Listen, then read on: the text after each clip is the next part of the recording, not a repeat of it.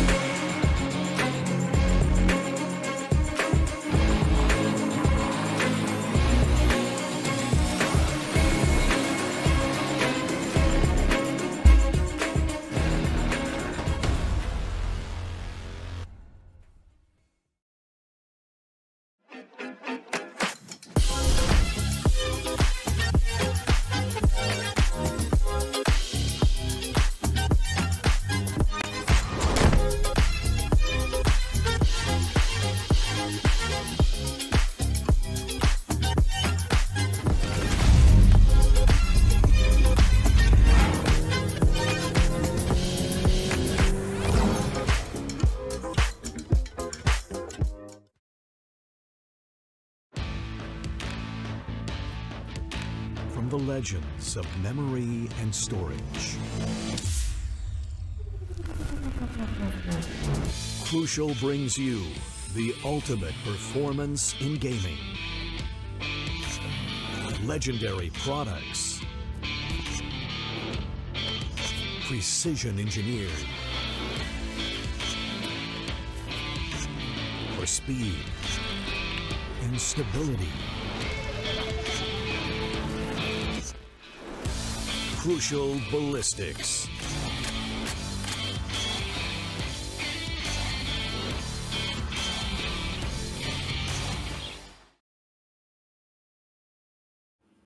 Welcome back, ladies and gentlemen, to the AMD Ryzen and Windows 11 presents TEC Challenger Series powered by Crucial.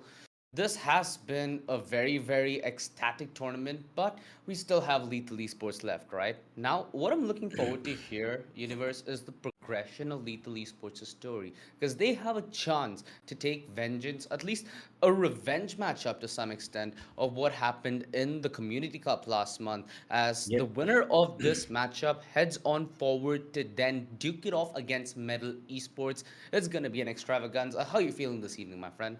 Well, it's a little weathery for me, but I think I'm going to storm past the weather.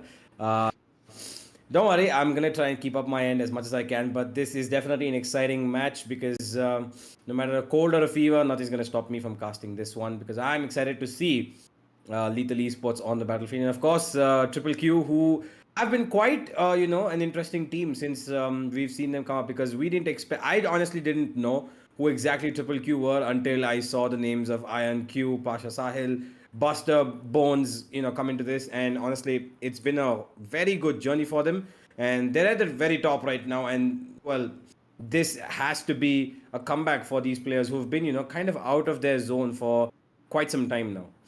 Yeah, for sure. And if you had heard, I'm wondering, how does Universe end up feeling this way even after a cold or fever? I think we're all facing the shivers from the AMD presents the TEC Arena in Bangalore, which is what these teams are vying for, at least a chance to head in over to the LAN, which is going to happen on the 12th, the 13th, and 14th of August. It's going to be the biggest gaming and esports festival in India so far. So go down in the description, or it's a pinned message in the chat as well. You can click the link, you can grab your tickets. They're for Scotch free, ladies and gentlemen, so you can get to have all the fun at no expense.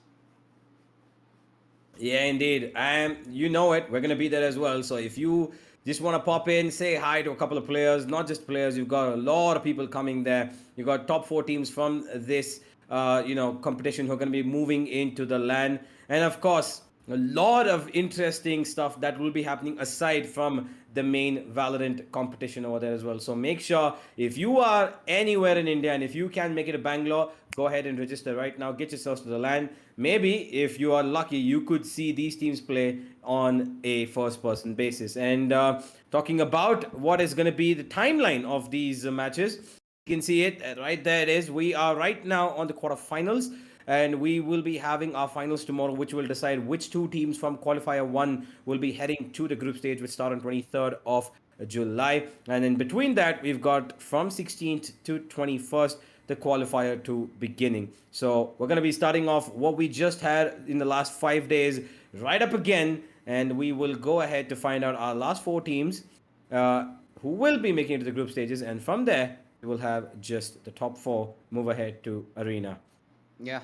And a quick talk about Qualifier 2 as well, because there's a lot of teams that haven't registered for this Qualifier 1. And there's a lot of teams that's going to look for vengeance as well. Orangutan Female comes to mind, where they might look for that maybe better showing, because against Orgulus made it look kind of easy.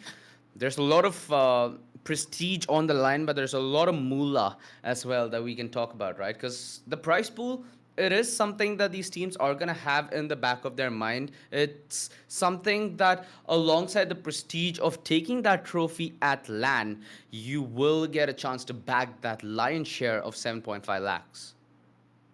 Yeah, indeed. It is quite a big number to take home. And of course, if you've got what it takes, that number can be yours. And of course, to carry that huge, sum of money, you're going to need some big shoulders who can also carry you across the battlefield. And it's not just about that prize pool. It's about the glory that you will be able to establish yourself in the LAN, in the TEC Arena.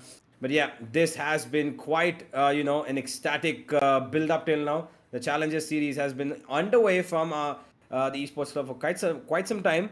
And here we are deciding who's going to be going into our group stages. And pretty soon we shall be in that arena. But for today, ladies and gentlemen, we've got one match that has already gone by, True Rippers versus RGE. And now we've got the second one. We've got Lethal Esports going up against Triple Q. And this is going to be an exciting one. Yeah, for sure. We've had a lot of these storylines where it's a bunch of ragtag boys from back in the day trying to pull it together in this tournament. Orglis are a name that comes to mind. QQQ are another name that comes to mind. So there's a lot of these teams that are going to start facing slow and steady challenges from here on out universe. And I hope for QQQ's sake they have something ready in the back because Lethal, they've been looking absolutely brutal for the past few months. They almost won out the Community Cup, mind you, pulling off one of the most jaw-dropping reverse sweeps that none of us expected before Revenant shut that game out. So for all they're concerned right now, QQQ, they're playing against somebody who are favorites for Qualifier 1. And it might be a very big upset if they're able to pull it off, although... Yeah, I'm not gonna be as much of an optimist. Let's just say that. So Lethal Esports with so much pressure comes responsibility, and I think that's the only thing that's going the way of QQQ. They're pure underdogs and pure dark horses in this matchup. Let's see if they have something a little funny out of the bag. Usually when it comes to a matchup like this, it's about the curveballs. It's about trying to push in a result that is unexpected in some senses. So that's the only thing that I'm thinking is going that way. What's your take on this matchup universe? Yeah. I think your Oh, excitement might be a sorry. little. Forgive me.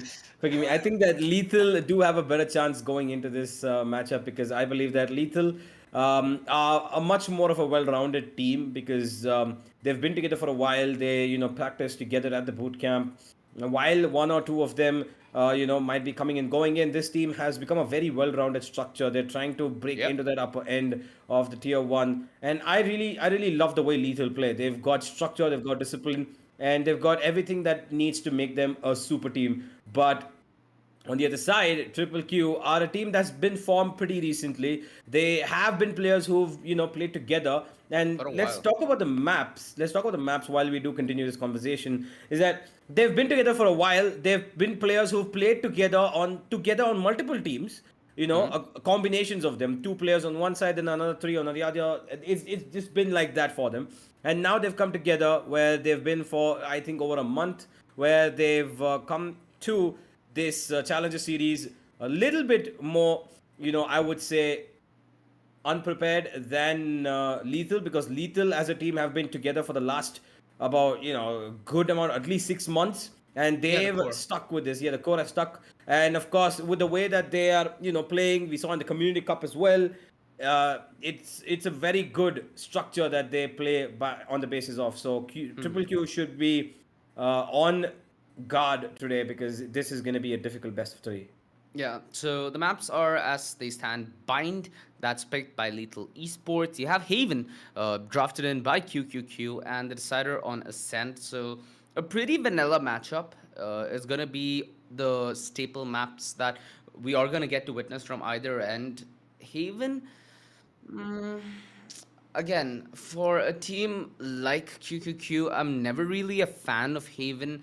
It's reliant on your aggression being very well calculated. So it's something that's a little hard to do when you're trying to rely on your individuals finding success. Because, like you said, this is players from different teams and a wealth of experience, I might add, playing together. So they don't have that chemistry which is required from a team, but they do have a well-rounded understanding of how to play these maps on a team-by-team basis. So I hope that they have some kind of practice on this to bind that defense and the offense together. Because yeah, Bind might be a decent start, but Haven's not going to be any joke. So you can't see QQQ being slouchy or whatsoever. They need to come out swinging from minute one. Yeah, it is going to be, I honestly believe this is going to be a 70-30 incline in the favor of Lethal. They're on top of the hill Wow. right now. And I would say that 30% chance it will work out for Triple Q, but they need to make sure that they expand their boundaries a little bit extra in the way that they are able to find the first bloods and get away with it. Not allow Lethal for a chance of a trade.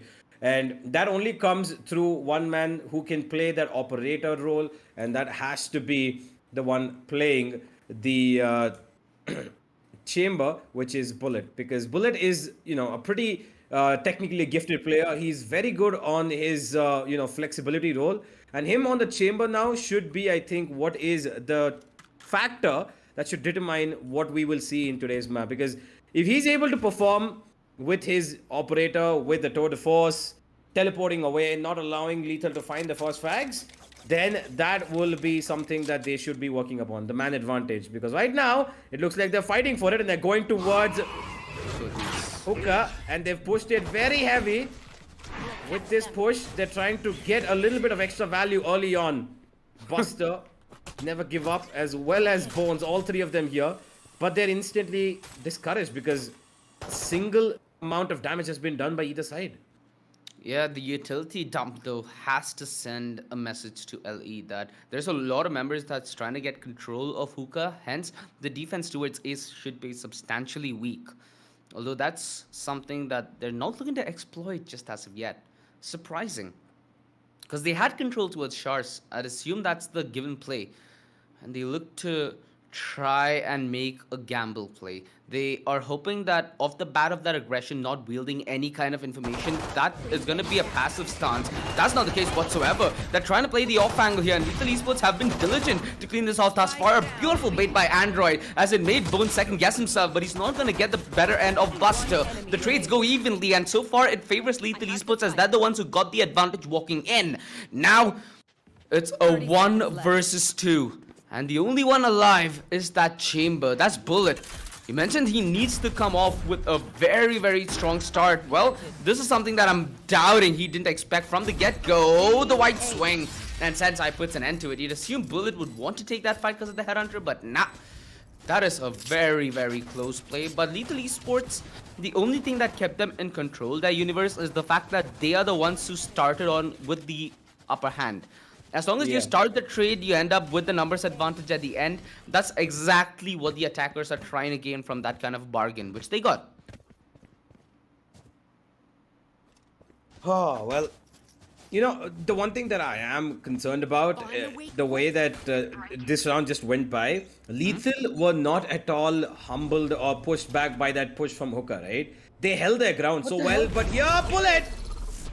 What? Talking about holding ground, Cybele holds his ground, waiting for that fault line and his teammates to make a little bit of a calling as he finds himself in the grave. And now, 4v5 instantly. Good pick from Bullet. That's exactly what I was talking about. Get that first pick, get away instantly. And that's exactly what's going to be weakening this side of Lethal, because they don't really fall back on that trade if they know there's a smoke in front of them. They play a little bit more disciplined. Pasha tries to get away, does get away from the C's, but the site has been taken away from the side of Lethal, as now it's a 5v4 on a retake. Yep. This is a retake that is still doable to some extent, although it needs to be utility and fortune to some extent going the way of QQQ. Sure, they have that pick, but again, with such a weaponry deficit, when you hold the crossfire, it almost becomes like you're walking into a blender, doesn't it? They're going to lead the charge alongside the tailbaser. They have information towards Octagon, but that's a quick frag from Lucia, who swings alongside Sensei towards the side, and they deal with this aggression with perfect chemistry and perfect crossfire. Nice comms, nice play. 2-0. It started off with a little bit of a sweat, but after having a good understanding of how to slow down with the pace, Lethal Esports, they were able to regain control of this round and not feed into any more unnecessary kills. They get that side clinically. They don't allow any shenanigans whatsoever, even with the information play that you see QQQ go for. So, a job well done. Let's see how they convert on the bonus, because I hope that Cybele's gonna maybe get a Vandal dropped. I always hope to see a Vandalin around like this when the team's playing the bonus. Yeah, well, nobody's got it. So Yeah. unfortunately, you're not in that zone. But Android, he does force the teleport to come through. Bullet's gone the other way, but Sensei's lost his life towards the A side. And now they're forcing the matter on towards Marzel, who has been smoked off and is going to get away. But instantly, Lethal decide to go towards B. Bullet waiting for them. A decoy goes through, and that's going to be the one main important thing. Lucia finds Bullet peeking out from between the tunnel position, and now it's on to Pasha to try and make something happen. They still haven't detected him here, but it is a forceful smoke that they expect to keep the player towards B long at bay, if at all there is anybody, as they aggress towards elbow, and this is a good move from Pasha. Timing was everything in that fight, and Pasha Sal found the upper hand, and his team has well on this retake. Now with that man advantage, they can afford to take a little bit of risk, and that's something Lethal Esports are well aware of. They need to go above and beyond, hence the peak from Android had to come on through. Now the man disadvantage, it tumbled in numbers, and yeah, there's no way that they can play this post plant. It's not spammable, the defuse comes in, and that was just a teeny bit too late from Lucia. True Rippers, they get that first round, and the couple of fights that they did manage to force, even though it was close range and a little risky, it did catch Lethal Esports off, and the entire commitment to its site was good. The contingency they had was decent. Although if Marcel would have stayed alive, that could have been a completely different picture. Then they would have had the ability to lock out the retake. It's just unfortunate sometimes. Yeah, most certainly. He came pretty close, so they have damaged the side of Triple Q. Look at the weapon they're on.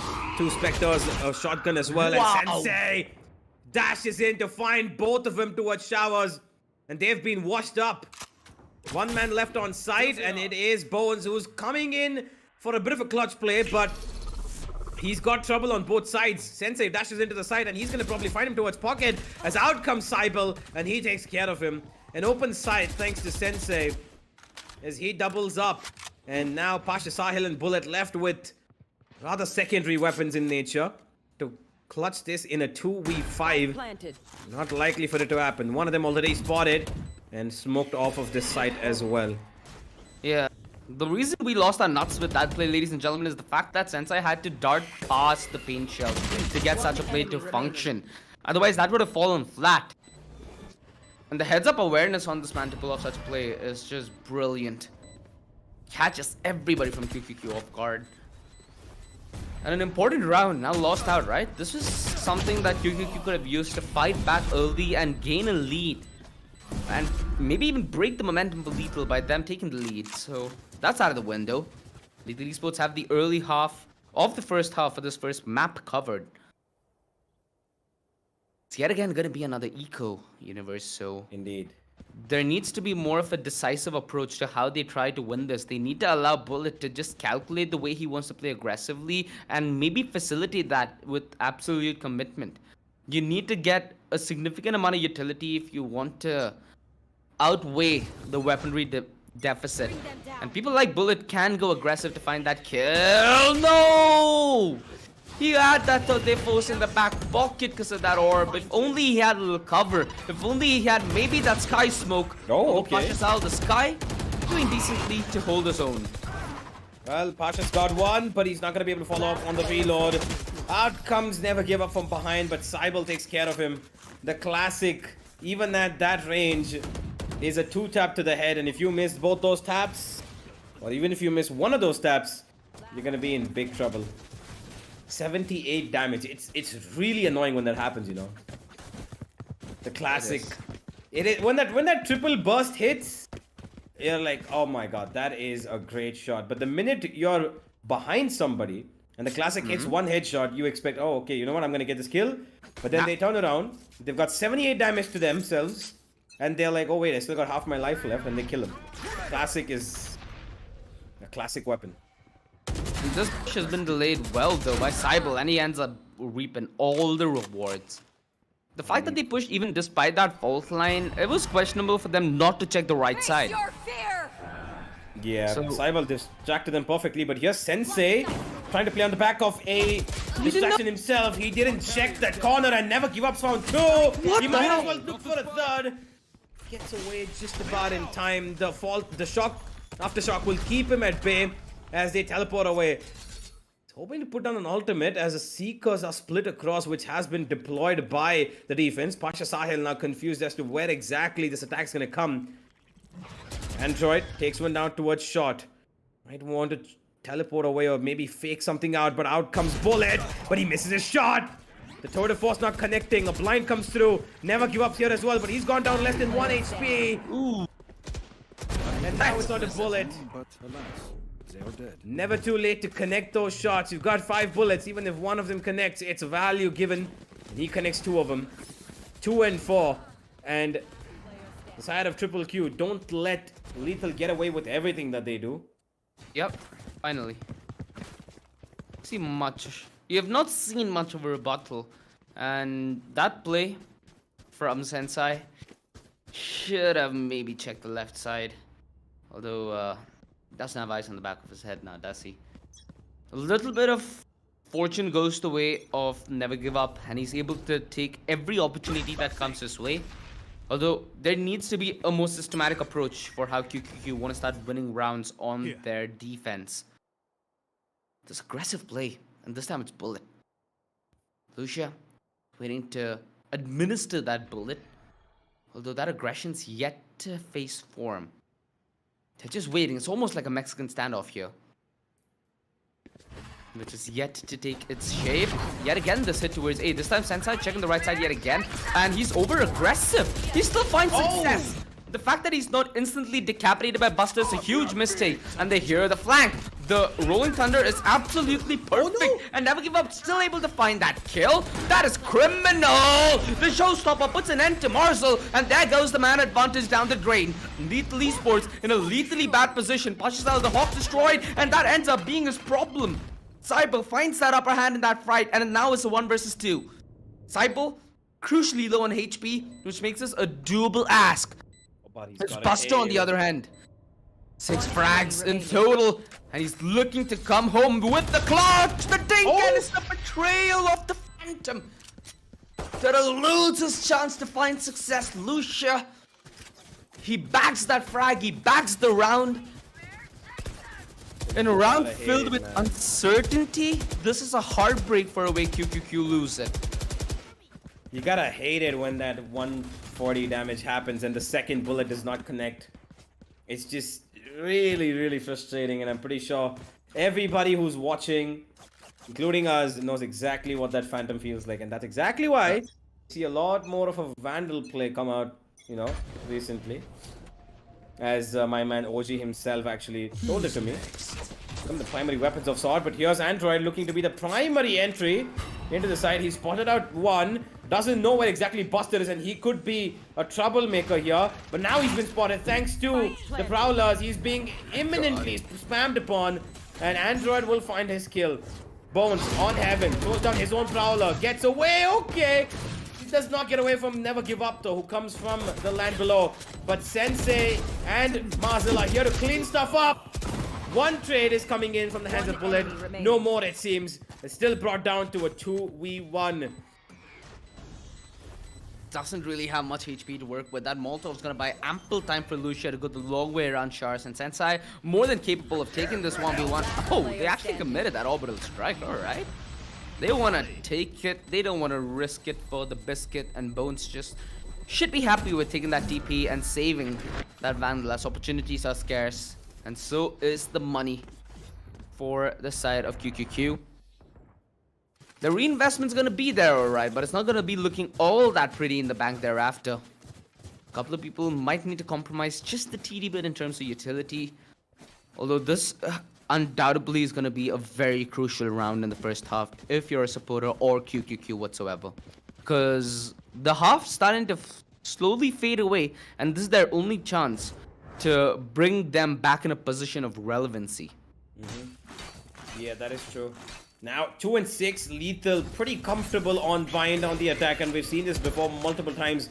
This is their strongest map.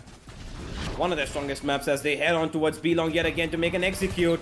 There's the fake and there's the kill. It sells perfectly. Pasha detected as well by that recon as Marzel traps Bullet with his seize and seizes the kill as well. Bones will be the only one to trade back, but can he do more is the question. Yes, he can. Sensei stuck with the reload, but Marzel's on the world tour and he might as well find a little bit of value out of this. He will only get a couple of taps of damage at best, but not an entire kill. Buster blinded will get one. And now it's suddenly a 2v3. Now is when that ultimate of the Brim could probably be used. But look at Cybel! Jumps out and gives up his life. But he stops the defuse from happening.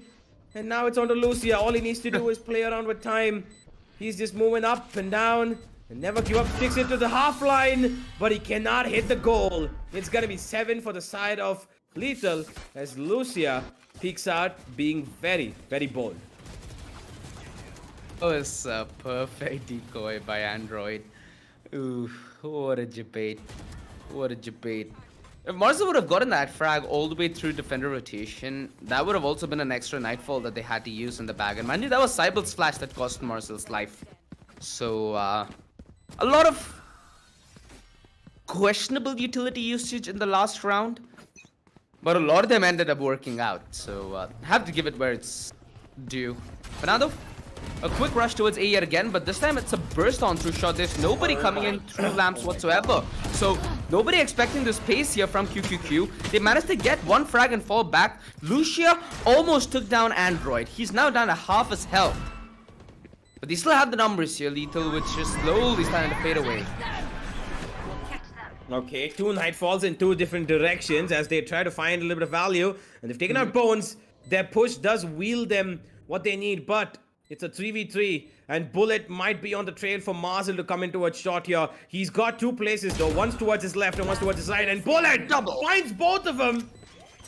And Lethal are being punished for their aggression. Back goes Android towards A, only to teleport and find himself just a 1. Nothing more it seems. Could have been it. Surprised that they did not give the defuse to Buster. They've been closer to a showstopper. Although, you do see a couple of very crucial ults up on the side of Lethal Esports. You have the Blade Storm.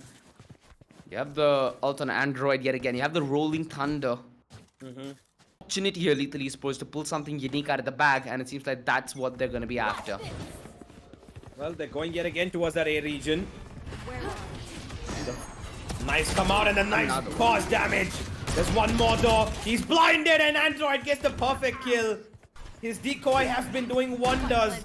Yeah. More than 3 rounds where it's faked the enemies to believe that it is him. But at least crash it down and he takes the instant trade off on the back of it. And now could be a thrifty on the way here. Marzel doesn't care that the Prowler bites him. He's safely tucked into this corner. Not a single ounce of damage on him. As Android is going to keep his team pacey on information as he runs around the entire site. Bullet again on the backstab, finding value. Marcel goes down, 2 versus 3 now. They need find this kill and Android's going to be the one they find. But Lucia's still alive. 1 versus 1. And he's going to have to swing wide. The frenzy gets the headshot, but the bullet from Bullet's Vandal is going to be the one to finish things off. But not enough for a round. 8 and 3. Lethal have done just enough to find themselves a thrifty. I thought Bullet had just enough time left on the clock. I thought Lucia just gave away the play there, but he manages to hold it together. And Lethal Esports, it might have been somewhat of a rinse and repeat of the strategy they employed in the round prior. Although, the blades on Sensei made him so much more lethal that it yet again caught Never Give Up towards the Shar's position.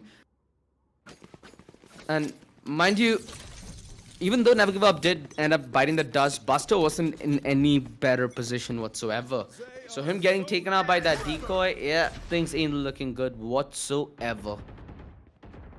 QQQ, they have 3 rounds in the bag, and they're hoping that they bag this 4th, although they have the Orbital Strike Lethal, they have the Rolling Thunder. The possibility for them to have a set piece and that being a very clinical take is high. And Marzel's getting a wealth of information here at Hookah because he hears both the Fade and the Sky dispose of utility throughout long, right? Now that's information that's going to be relayed towards the front lines, which sure now should have the back turn. That's the breach that's in Push. a very vulnerable position. I hope that their heads up to this play here, Lethal. It's looking lethal indeed, but not in the way they'd expect. I don't think they're expecting this. They're waiting for that A execute to come through. But Marzel, oh wait, oh my god, he turns around. He gets away past the Sahil, and now Marzel is gonna probably be the only one left standing on the back of this. The push. Because they're going towards A, and Marzel needs to be the lurk. Down A. He doesn't even need the backstab to come in. Bullet just hits a collateral with one bullet. And that's gonna leave Marzel all alone. And now, with 20 seconds left on the clock, an inevitable 4th round for the side of the defense. Prowler comes out, giving Marzel 1, giving Marzel 2, but not more. Bullet finds his 3rd as the score ends the first half in 8-4. Switching sides. That's all I can say. You know, QQQ, this could have been a half that they would have been able to get a boatload more lethal, though. A well-orchestrated attack. Sensei was in absolute control where the pace demanded of him was so much. They were requiring him to just push his body in towards that A side and just do as much as he could. Otherwise, his team had the contingency to take care of it. And Sensei, he didn't show any semblance of fear or shame in doing so. He just went in like an absolute rook and didn't get punished. QQQ, a small timeout for them as well, as in between every half in this best of 3 matchup, there will be a small pause. So, what's the play? What's the play? There is the Sky Fade on the side of QQQ. Now, both the Sky and the Fade are both setup and information initiators. So, while you're on the attack, that information is worth a whole lot more once you're doing something like an execute, once you want the upper hand walking into that site for the aim duel. So it's possible for them to be dynamic in their approach. Having the Raze and the Chamber will make sure that you have the Raze who's playing very dive reliant, and you have the Chamber who'll be able to watch the backlines.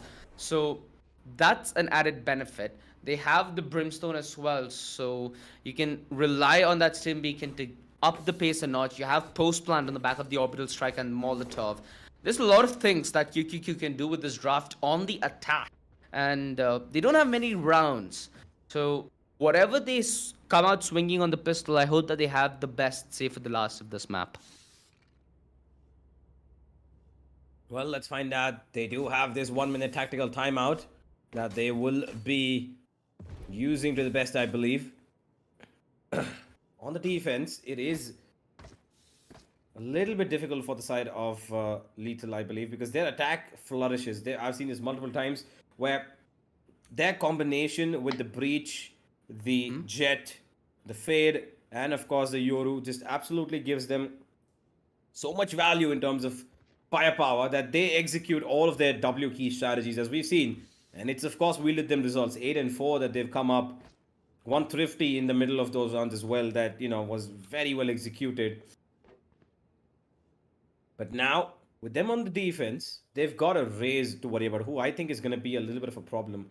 Buster is a pretty good Raze, and he's been having a pretty decent game so far.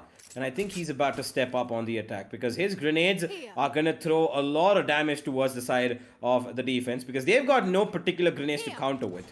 They don't have a Raze. They have a Yoru who's going to be, you know, more of a flashy agent. They're going to play on the back of those flashes. It's, you know, a peek and play kind of a play for the side of Yoru, whereas Buster can throw in a grenade and get a kill if at all he finds it at the right time. And there I say it. And Buster finds one with his Frenzy, and a push that gives the side of Lethal a bit of a disadvantage. Yeah, they're trying to take control of the A side here. Sensei on early rotation with that Sheriff Instinct and Frenzy close range. Yeah, that's something that you do not want to mess with. Marcel could punish him though, because Buster's HP is so dead low, and the fadeaway shot through the smoke. Marcel just does him dirty. Man of Mod is nullified. He needs to set up for the post plant here, and Pasha being alive is a huge plus point because he has that overgrowth on him, so it's possible for him to come in with a little bit of a healing mission, and that's something that he's accomplished as they regroup now towards lamps. So close play, they're trying to play off each other here essentially. Utility though used well by Bones to delay this push, and Pasha able to aid at the perfect moment. It's almost an undoable ask for Marcel at this point. Yeah, but he's got the half defuse done. It doesn't have the time to get up, turn around, and kill Bones. Pistol goes towards the side of Triple Q as they find a very, very much needed round. Beautiful. Well orchestrated. Android, if only that first duel went the other way. A lot of the defense that was scrambling towards 8 tried to make that early call to make sure that they stay and fight essentially, which didn't end up panning in their favor. Alright, aggression.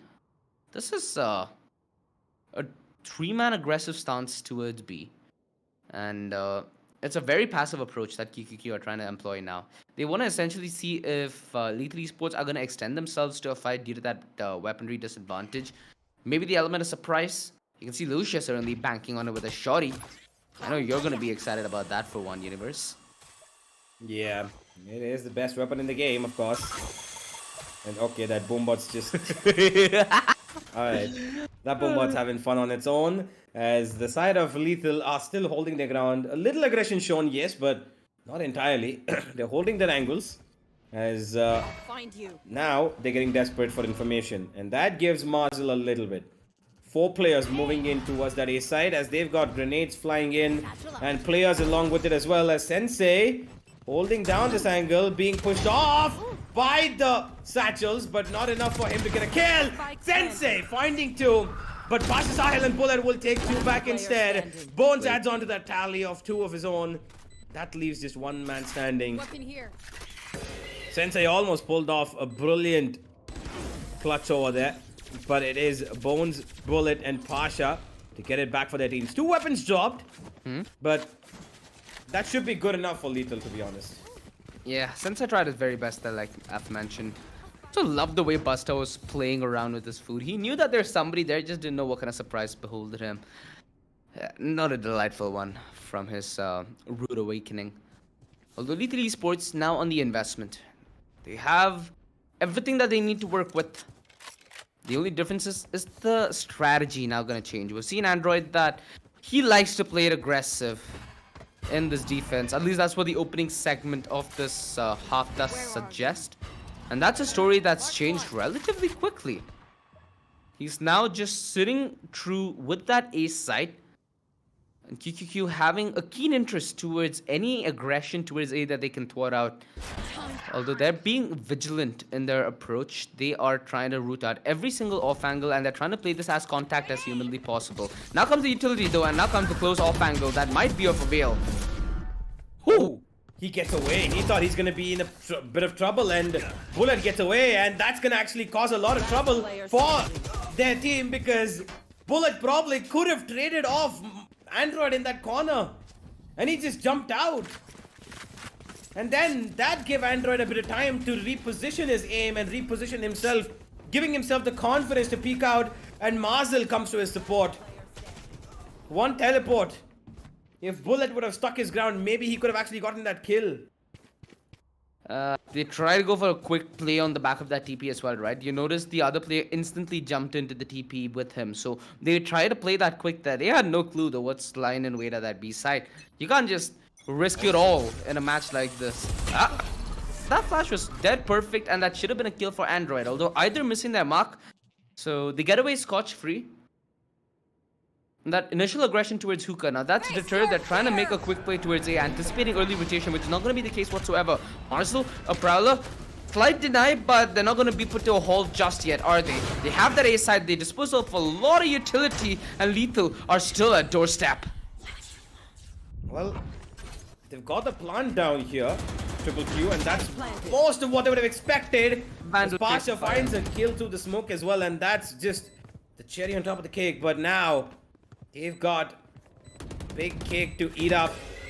And it's coming back to eat them. It's a cake monster right now, Lethal. And it's coming to haunt them. And Sensei is gonna make the first move. He gets one. Android adds on. Buster to hit back immediately. 3 versus 2. Make that 3 versus 1. And make that 3 versus 0. The cake monster wins as Lethal find themselves number 10. Cake And before that 10 comes up, nice call line. Just about. Yeah. Now, Lethal Esports, they've hit double digits. Cool. Look at the money on the side of QQQ. It's abysmally low. They have only a couple of upgraded pistols. A lot of them investing into sheriffs, and Bullet obviously will have the headhunter to make a little bit of amends from. So rounds are starting to become a more problematic thing for QQQ. They don't have much left in the bag, and Sensei still have a lot more. In fact, it's gonna be the operator up on him alongside Lethal Esports having not that great of an economy. They're gonna rely on this to be as clinical as possible, and Sensei not off to a flying start. How? This doesn't make sense in any universe, but it still works down here in South Asia. Well, clearly they've got instant upgraded aim. Done. Oh, okay, of course. Of course he does. Number 7 looking likely as the teleporter comes through, and the only man standing on site is going to be taken care of, but Lucia and Mazel are left in a 2 versus 4 now, as they actually have been hounded towards the spawn region. But now, the fact that they're not going there is pulling them back. Back come Triple Q, as flashes, bullets, everything being set up in their way, but Mazel's going to find one. Out goes the haunt to find as many players as possible. Nobody's position given away except for Lethals themselves. And Never Give Up pops out to pop ahead. And so does Bones. What a thrifty from the side of Triple Q. Did I jinx them, universe? I told them that they need to win this. They need to do it clinically. And they lost it in almost like a clinical fashion in this sense, you know.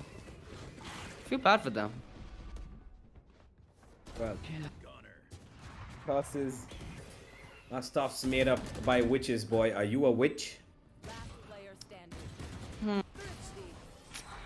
I think there's a little bit of risk with me answering that question, so we're gonna come back to that later on.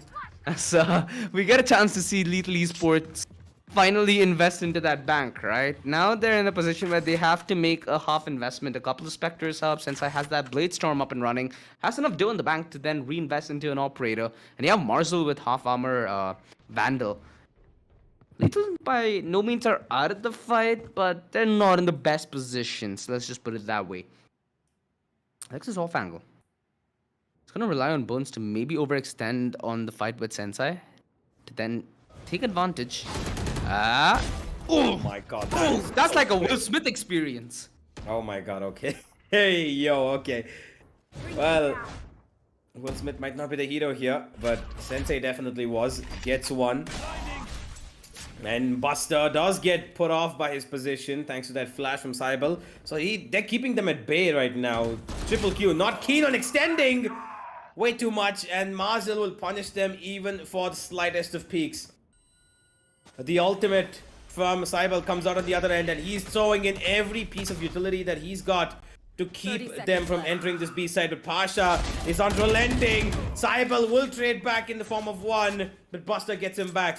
2 versus 3. Instant teleport away, but they've got 20 seconds left, and there's one man standing to stop them in their tracks, and that's Sensei. And he's got a Vandal to do it. Out comes the showstopper. It's against the Jet, and the Jet right clicks him to non-existence.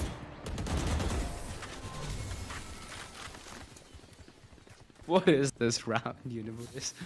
What is this game? Dude. Think about the round before this. Think about this round. Like, what do you expect in this game anymore? Huh? What can you expect? I don't even expect Valorant anymore. I just expect, you know, okay, we've got a gun, we shoot. We shoot with whatever we got. We shoot with a sheriff against an operator and it works. Okay, we got the side, let's go. Alright. Okay. Rational. At least you don't feel disappointed in that sense then. I get where your optimism comes from now, my friend. Different mindset altogether. Well, yep. that Android TP was just in the nick of time. A lot of utility was invested towards that taken shards. Well, utility at least rewards them a kill clinically and well traded by Buster. The playing goal featured the brilliantly here. And this is Lethal Esports' lead being utterly and butterly contested. Gosha got a double there. That would have been questionable at the very best. But yeah, Sensei needs to go on the save now. This is a true resurgence from QQQ. If they're able to string another round together, this becomes a feasible comeback for them to mount. And they have a lot of grounds then to cover. Sure, but it's doable.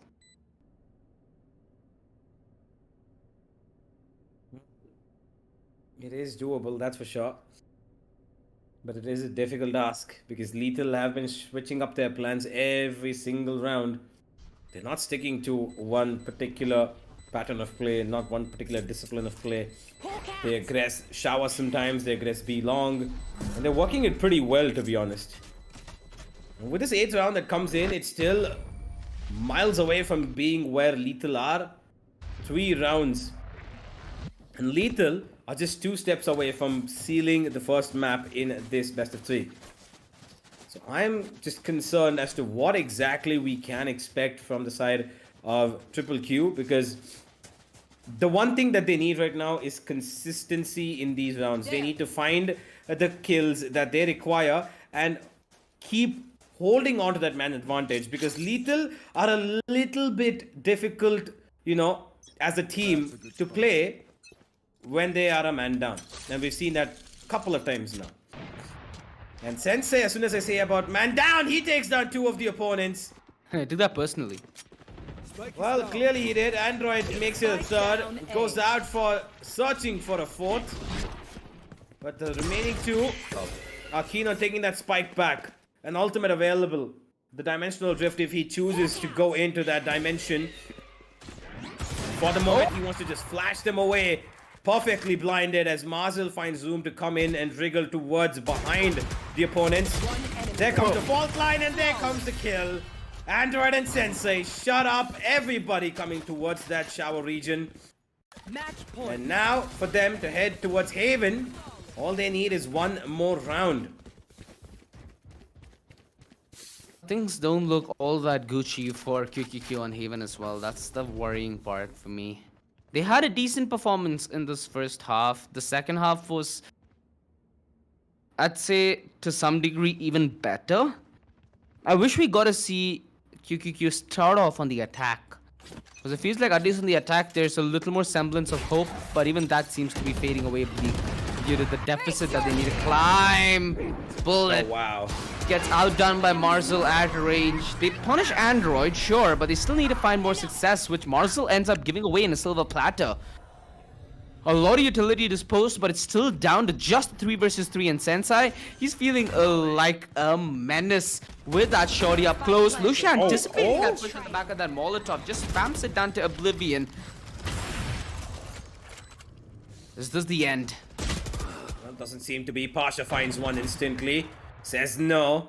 I'm not giving up just yet. That flash, pretty good to keep him at that pocket corner, and that might just push him out. He does come out, but he's got a little bit of lifeline to cling on to. Sensei takes away that lifeline, and he takes away the last bit as well. It's gonna be Cyborg to finish off things as the side of Lethal find themselves mapped number 1. Defenders win.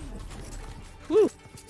It's a little more sweatier than I expected, although QQQ undoubtedly could have had a better showing in this universe. That could have been their game. Although, yeah, a couple of rounds that we did get to see make me lose my cookies. And I'm not sure at this point if Lethal Esports did that on the basis of a miscall, if it's miscomms, or what exactly happened, especially in that thrifty loss that they did face when you had Sensei just invest in that operator. Yeah, those are rounds that you can't afford to lose. And those are rounds that, you know, were taken by QQQ to take the scoreline this close. Although double digits, I think, would have been a better icing on the cake. Haven is not going to be a safe haven whatsoever for them. It's going to be the start of that turmoil for all I'm concerned. Yeah, that is true. I think it is going to be a difficult one. While Haven is a map that I know that these players really love, is the QQQ players. I know in their separate teams when they've played, Haven has been kind of a staple. Bullet especially, I know that he loves to play the Sova on that map whenever he has He's shifted up a couple of roles sometimes, even played at very few times the Killjoy. But yeah, I think that while Haven is, a little bit easier for them than Bind, I'm pretty sure, still not out of the woods because Lethal are a team that has very good adaptability, techniques. So let's go to the highlights as we go through Bind, ladies and gentlemen, because this has been, quite a W key pushing game from the side of Lethal. And it didn't ever seem like they were, uncomfortable by a single stop that was put up. There were multiple hurdles that the side of Triple Q did put up, but Lethal were never really, ejected by it, were they?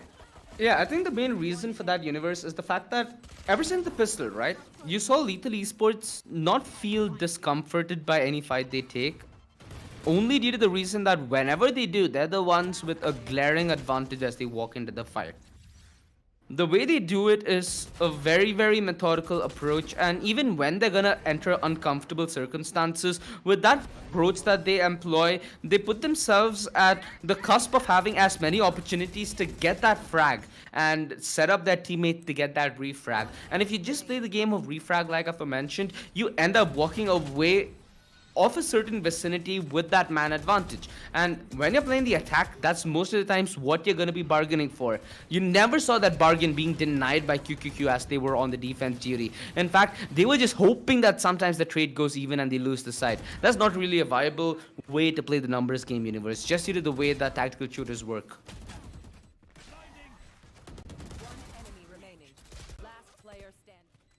So that was their problem A initially. And you did see that Lethal Esports were able to deal with this also by changing the pace up quite a bit. Initially, in the first half, you saw them take much more of a slow and steady approach where they tried to camp out aggression and calculate their fights coming forward if they want to take fights towards A, if they want to take fights towards Hookah and Octagon. There's a lot of utility coordination that they do end up committing in the gaps, and they make it work brilliantly. So instead of doing that, they were like, you know what, guys, let's just up the pace a notch and hit the side instantly, which is something that ended up working out for them on a lot of different occasions. So you saw Lethal Esports, the versatility truly helping them on that first half. Yeah, it did. It really did. Lethal were able to, constantly move around, and because of the two duelists that they have, they were able to put in so much value into what they were trying to do, especially because Android was the secondary duelist and Sensei dashing into spaces that he found in constantly. And of course, even with the operator, him being pretty good, not in that particular clip, but, overall, pretty great performance from them. And if you go by the numbers, it was Sensei who had a blast of a game. 24 for him, 13 deaths. That's about it. That's practically a 2 KDA for him, as he puts the side of Lethal one up in this best of 3 and a step closer towards that group stages. Just a small note to this entire story point.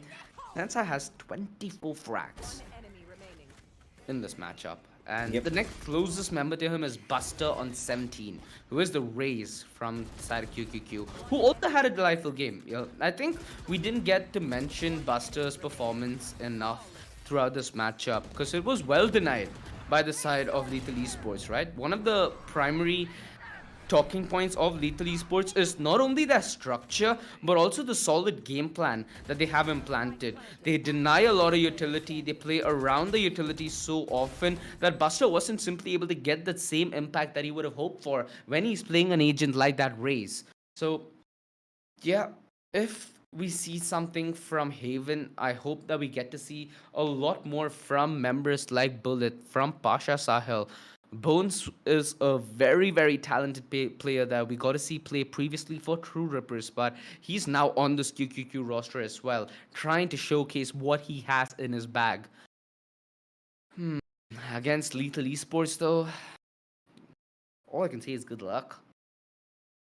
Yeah, it is going to be pretty difficult for the side of Triple Q. Haven is going to be probably the only place that they can try something different and make it work. But even that is not easy against a team like this. I'm going to be a little careful about how I approach that map, because even for Haven, Lethal have got a pretty interesting lineup that I'm pretty sure that Triple Q will have to find some particular counters against. They can't just go in and do the general stuff, not defaulting against this team, because it's going to be difficult.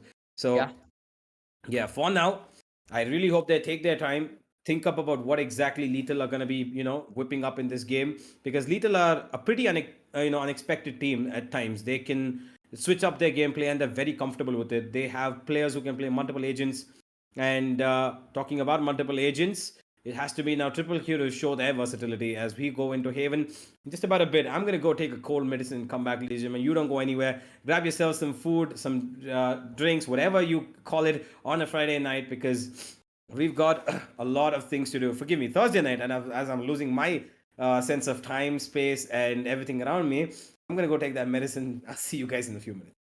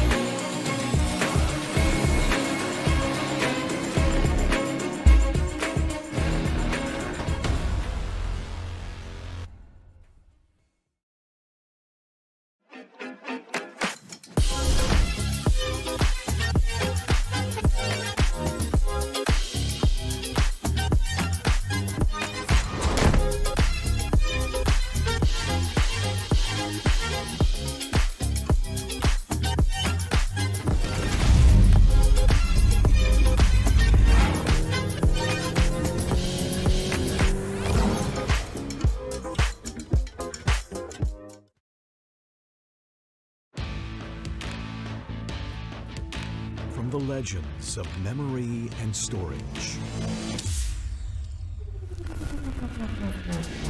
Crucial brings you the ultimate performance in gaming. Legendary products, precision engineered for speed and stability. Crucial Ballistics.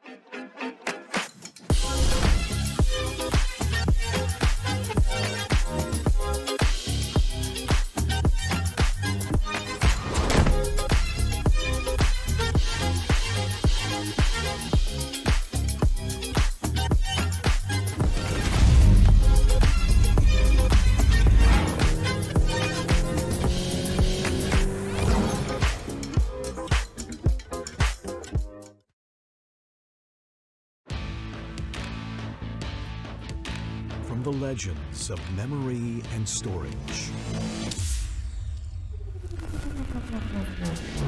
Crucial brings you the ultimate performance in gaming. Legendary products. Precision engineered. For speed and stability. Crucial ballistics.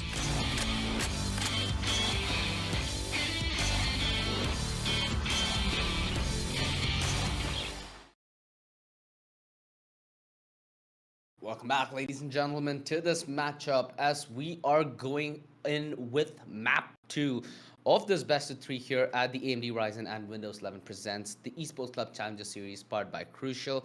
Aggressive, you might have missed out the first game due to unfortunate circumstances, but you know what?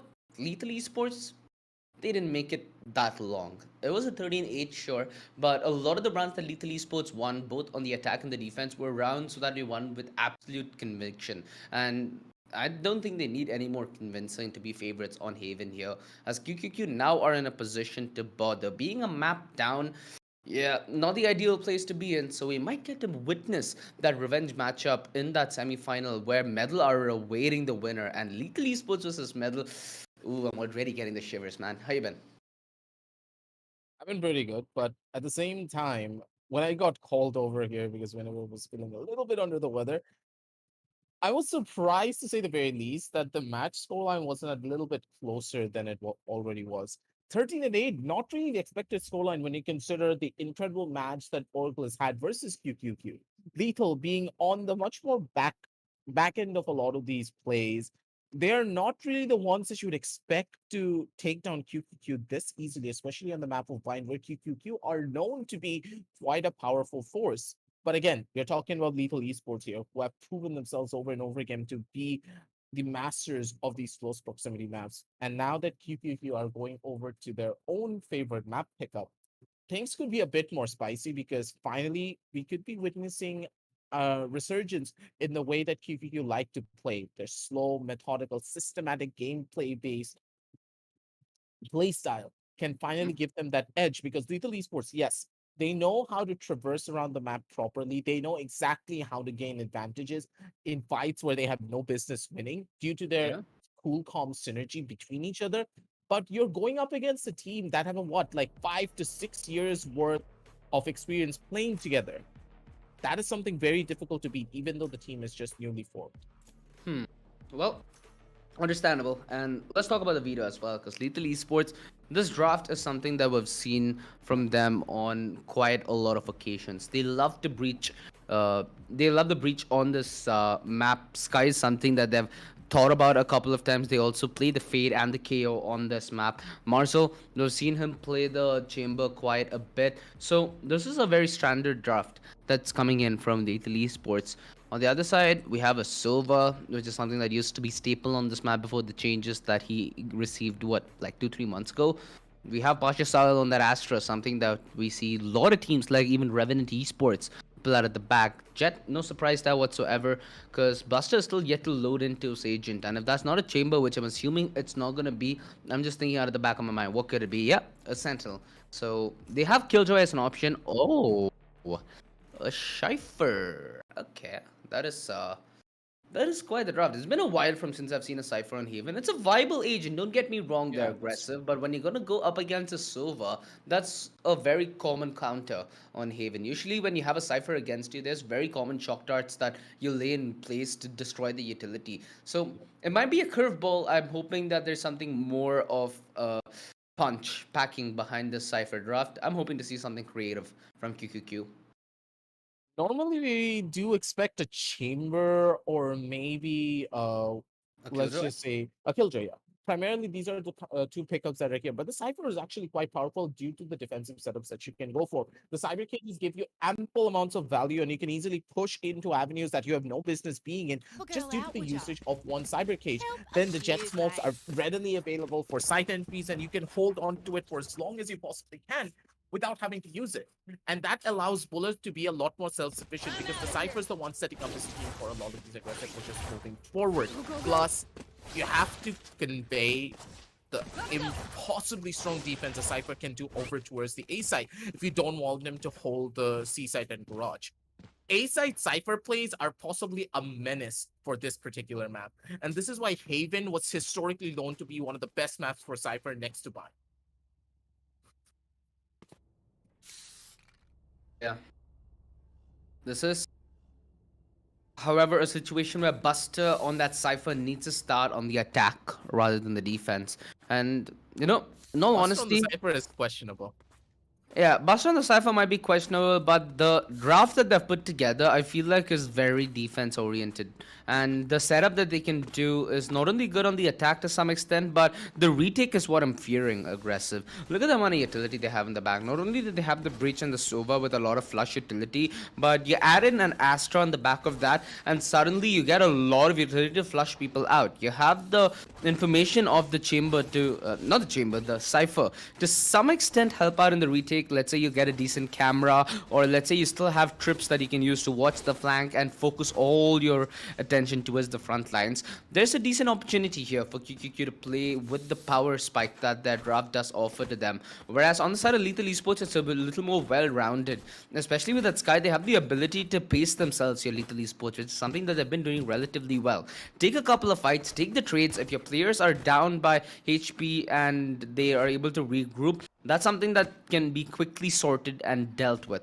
So either side having a lot of trump cards in their pocket, and at this position, we need to see QQQ simmer down and poker up because it needs to be game from them. Otherwise, it's going to be a sad exit from this tournament. Yeah, possibly, because for now, though, it seems to be a little bit more on the dicier side because Lethal already a bit too much of an aggressive play, and Android, I think he's playing with fire out here. Android, his position's already known. I'm pretty sure that Bullet's already expecting him to be over towards this right-hand side cubby, but it's pretty dangerous for Bullet to retake these fights, and Bullet, he's still going for it. Gets tagged down a little bit here, but with the C-side execute now being on the cards, it's all up to the Omen to try and survive, and Morrisell, beautiful tap over onto one, and Lucia's gonna be able to retaliate with one another. Good God, man, this double man hole is absolutely brutal. Bones is gonna be able to rattle up one player, but that's pretty much it. That's all that they're gonna get because the cavalry is here, and another body's gonna get dropped with Bullet getting the final kill, but not holding down for long.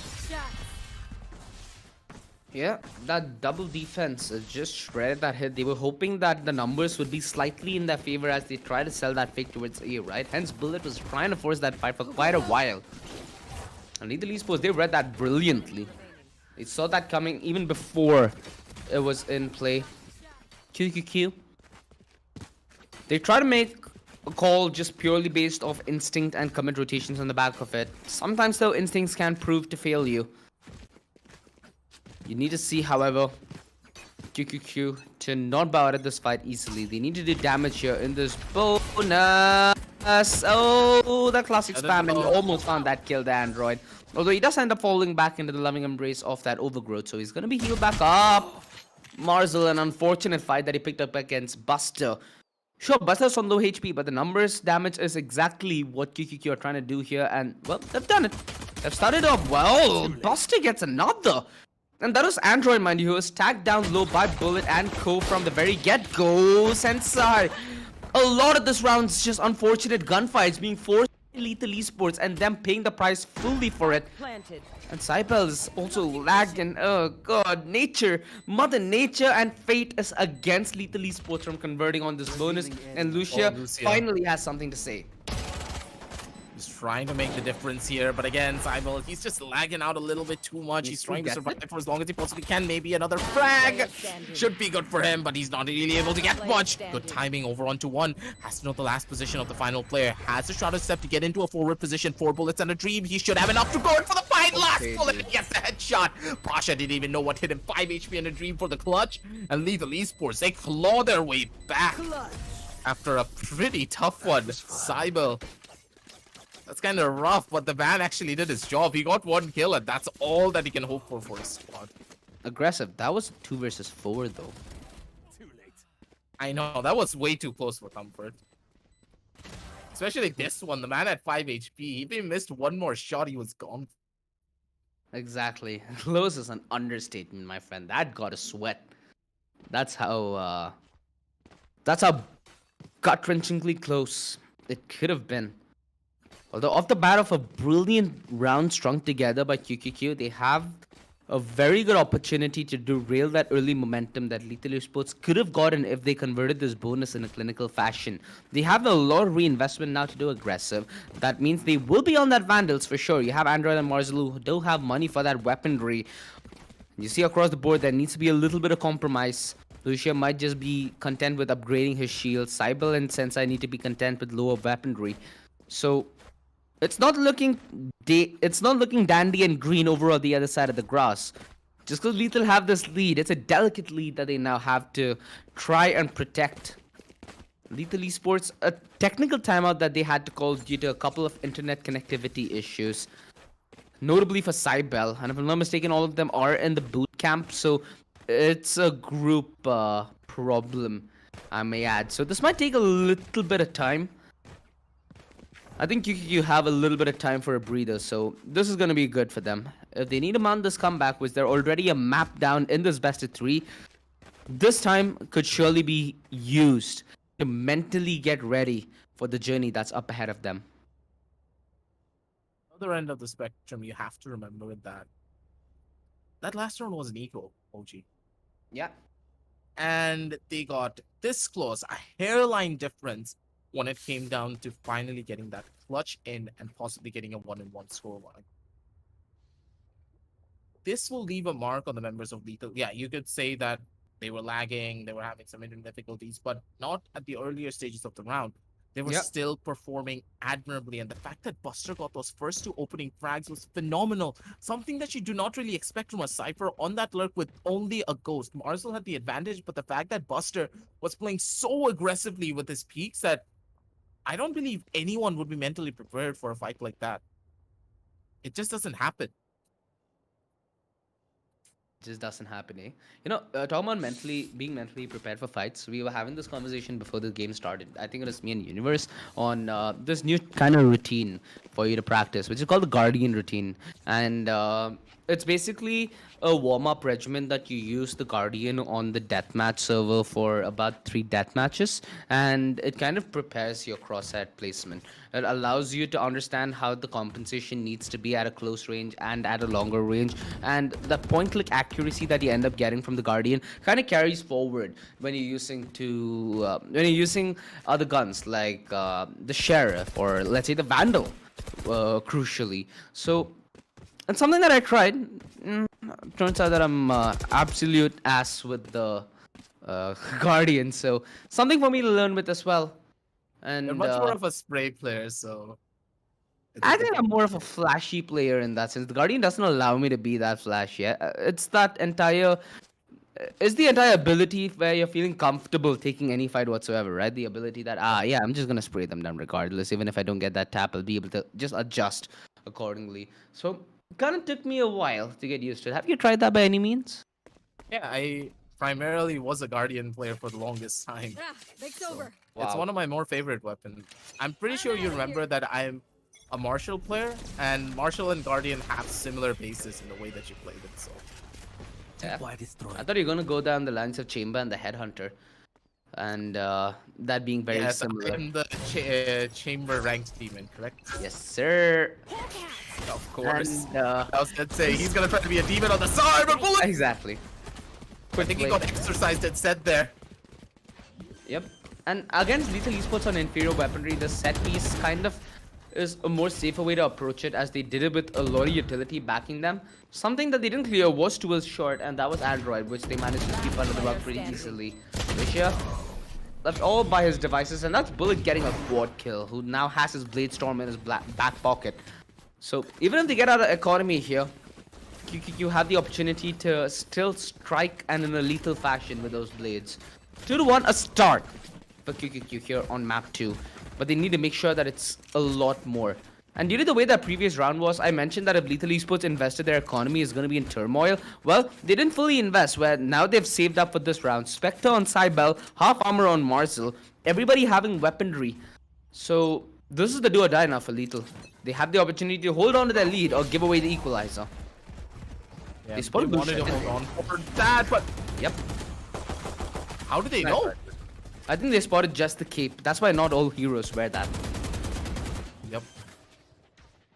That's just a sad one. That's gonna be a costly for them. And Android, he's been giving up a bit too much noise. Iveldo's gonna get the catch and one more in the bag. That's gonna be Android being able to find one more from the side. Marzel's gonna deal a massive chunk of damage, but still they're very much alive and they're still kicking for this one. Android all by his lonesome to try and go in for this clutch, but Bullet, he has the perfect timing, has a drone on his side to give him some information to work with. Beautiful movement from Android to try and rotate this one around. Has the perfect timing for possibly a kill, but Bullet's gonna be perfect with the peek. Good God, 2-2 and QQQ. They're putting up a pretty good fight on their home map. Things look to be a bit more spicy than we expected. That looked doomed, however. When Buster went down, I assumed that Lethal Esports had this retake because they were coming in from every avenue aggressive. There was nowhere that was safe within the side for QQQ. Yet, they still managed to sway left and right, get all the fights under their bag, and stabilize. That is impressive. And Lethal Esports, now in trouble. Pashish Sahil, he could invest that wall from the very get-go. And that could be an absolute reverse. Wait, what? Did they not account for that chamber? Yes, they did. Marcel just about TP'd. And Bullet's gonna be put to a momentary stop here, although the peak from Cybele, it's well punished. That Astro wall kind of gives away the play that it's towards C, but that's a jab bait. They're all heading in towards the ace side. QQQ, they've done a very good deed by committing important utility in a round like this because they now are able to keep all the rifles up for that post plan. If they're able to keep all the rifles together till the very end of the round and to the start of the round coming forth, that means their economy will slowly and steadily grow, and they won't be in a position like Lethal Esports were in just a couple of rounds ago. Ooh, Marzel. He's gonna be able to go in for that punish. Bullet's gonna get taken down. And with this, it is a 2 versus 4 situation. Android doesn't even have his ult anymore to try and go in for a play. He's gonna start walking around. No slide to work with. Ouch. If he had the slide, maybe that would have been a miracle. But not gonna happen. Marzel opting to go in for that save. Smart plan from him. Yep. Possibly able to even buy a gun for his teammate if he's able to hold, but no, Marzel, he's going in aggro. He's trying to take a fight. He's gonna be able to take down one more. Perfect for one. And he's just gonna swing out to try and maybe get a secondary. Not gonna happen for him. Yeah. I understand why he did not want to go in for that save, considering the loss streak bonus that is working out for their side. Consider something. They only won the 2 rounds, so heading on down over towards this 3rd round, the loss streak bonus is way bigger than anything that you would have gotten by saving. So yeah, plus on the back of that death, he does get the Tode Force, which is now in full effect this round. So it allows him to not only drop a gun for his team, but also play with the big gun himself. Let's see if he's going to be having some big fun, because this is the time where he needs to deliver. Sadly, that's not where QQQ are going to be headed. They're going to go back towards the seaside, where Lucia does a good job in finding the opening. The Rolling Thunder to a momentary stop. And is that okay, that is just a very costly investment, because Lethal Esports, they had it on the other side. They're like, you know what, you can do it, so can I, baby. And the Rolling Thunder goes in reverse. That puts the entirety of this momentum down to a grueling halt. QQQ simply not able to deal with the change in the pace. Sensei nearly getting riddled down to absolutely no HP. Android trying to go in for that first initial spot. And Lucia over towards Garage. Already, I'm pretty sure he heard the footsteps onto Garden, so that's going to give him some info to work with. But Buster holding from C-Long, that's a pretty tough spot.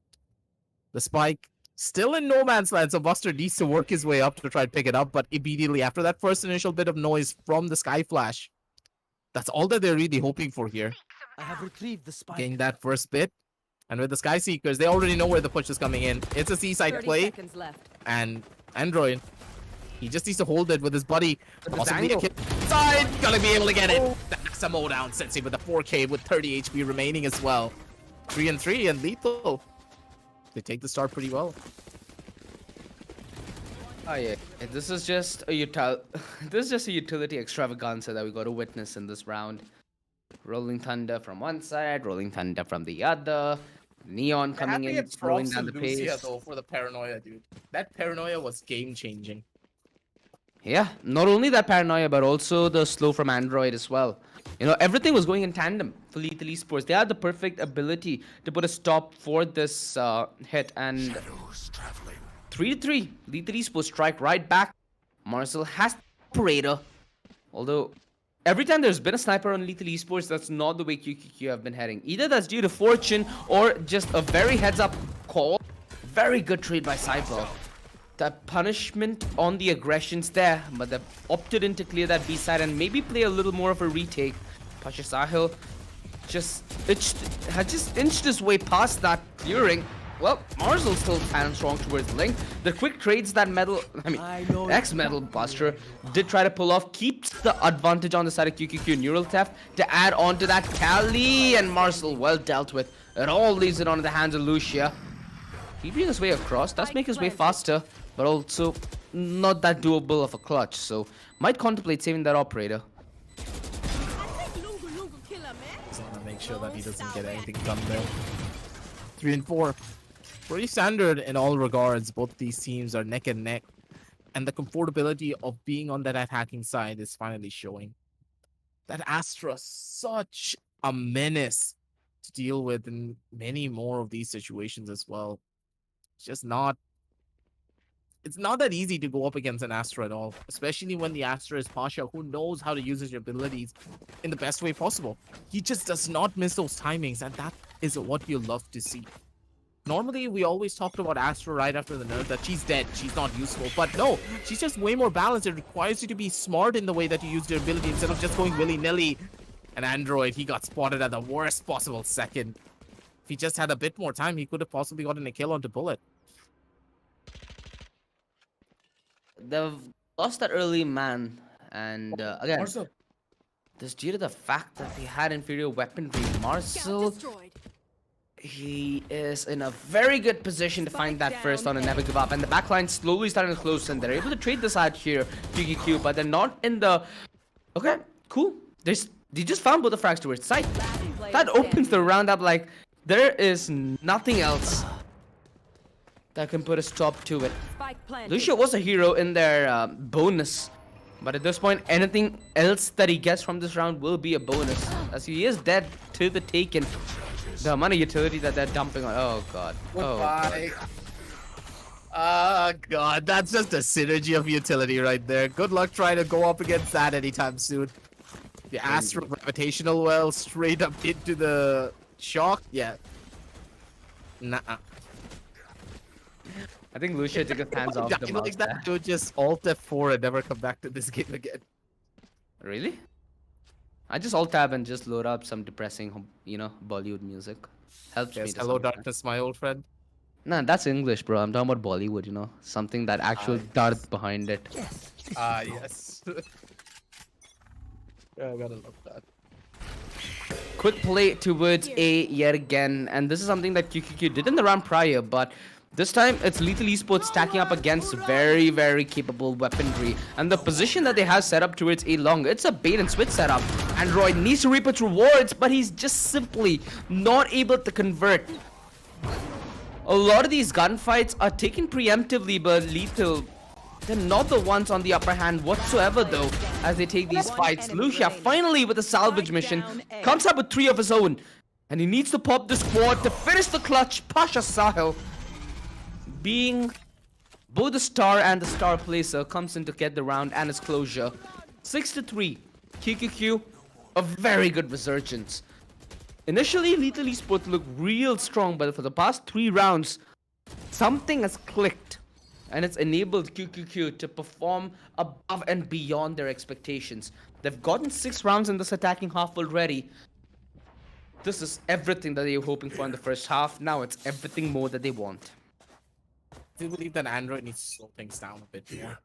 He's been taking too many aggressive duels, and the fact that he's losing out on so many of these duels has really hurt his confidence quite heavily. This is when you need to understand as a professional player that sometimes it's just better to back off. you are going to miss shots. You are going to be countered heavily when it comes down to your playstyle. It's going to be rough. But Marzel, he could just be in the receiving end of this counter as well. Marzel, timing is still in his favor. Lady Luck is pretty much shining on top of him right now. Because Bullet, he made a lot of noise! But... Okay. Let's forget that. That didn't happen. That didn't happen. Yeah, if he had an opportunity, he just missed it. Yeah, I think we can ask production to maybe just cut that off from the VOD. It saves him a little bit of misery. Because, even a weekend ain't enough to get rid of that kind of pain. Bullet up in the age. Up in the pace quite a bit, and boy, oh boy, does he pack quite the punch. Lucia, all by his lonesome, and it's another victim of Bullet's rampage. This is a very strong start in the second half by QQQ. And I'm wondering what Lethal have in the bag, because for their sake, they need more from this defense. Oh, this is a nice spot. They do. Because good God, man. The way all of this is panning out for their side, it's just a bit more on the, let's just say, unpredictable side. Because from what you told me about game number 1, this was not the face of any of the members from QQQ. Surely wasn't, dude. Nothing close. The confidence is brimming.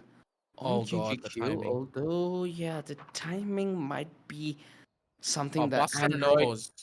Buster better knows. knows. Does he? I don't He think the should gun barrel know. is fully visible, though. I think Buster should know. That's a pretty common angle to check out at right at the very beginning. Oh yeah, this is bad. Goodbye, good night. Oh, he's not gonna get spotted. This is where it all begins. This is where it all ends. But no, Android, he's giving it away. God damn it, I'm sad. Ooh. It's a smooth criminal, isn't he? When he has happy feet like those.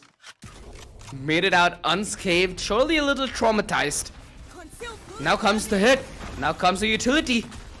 And a beautiful play from Lethal to just buy time and make QQQ sweat. Never give up on the other side, just contemplating if the drone's the right maneuver.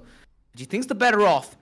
They slowly disengage, 30 although they're seconds left. hoping for Lethal Esports to try and take a little bit of a fight in that same avenue. And Bones is well rewarded for his patience. Pacha Sahil in quickly with the trade, and this B site has fallen with the numbers advantage falling alongside it. Yeah, trying to hold a quick angle through C main, and that doesn't end up panning out in his favor. Marzel could not recock for the second. Seekers gives a little bit of information for Sensei to base his clutch out of, and now with full HP and utility, there's a more than a doable ask. Pasha, with all the years of his experience, he weaves this clutch to perfection, Last round before the switch. and he has his astral wall to his beckoning call yet again. The last round of the first half. You have Android who has his ultimate. You have the Toddy Force on Marzel. You have the Rolling Thunder on Cybele. There's a lot of ultimates here, and this is going to be a chaotic round aggressive. If you have seatbelts, I hope that you can just, get it ready. Because this might be a very quick play that we might get to witness. I have no clue what Bullet had for dinner before he came over here. But the guy's got 21 kills and 8 deaths. He's just on a different level right now. Think about it like this. All the members of QQQ are showing up, but Bullet's going far and beyond every single one of them. Pasha has been a clutch minister in so many one of these rounds. Whenever they're in a clutch situation, you can count on Pasha to try and drag them out of it. He knows exactly what he needs to do to bring an advantage. And the members of Lethal Esports, I think they're starting to crumble under the pressure, and they're not able to recollect themselves, which is quite out of the ordinary. As a team, you need to try and understand the small avenues of mistakes that you're trying to, that you are making, and how can you adapt from it. You're on the defensive side. Lethal, they should have a bit more of leeway over on this particular instance, but no, they're losing so much control. And I do believe that's primarily due to the fact that they're not playing...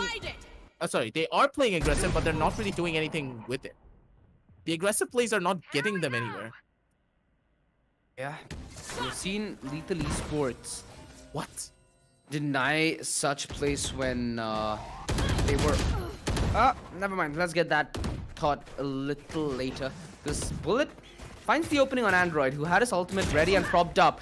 Never give up finds the rebuttal as well. Sensei was just trying his very best to maybe delay the inevitable, which doesn't end up panning out. Cybele, though, is able to double up with Lucia to try and commence this fight, which they've done so well together.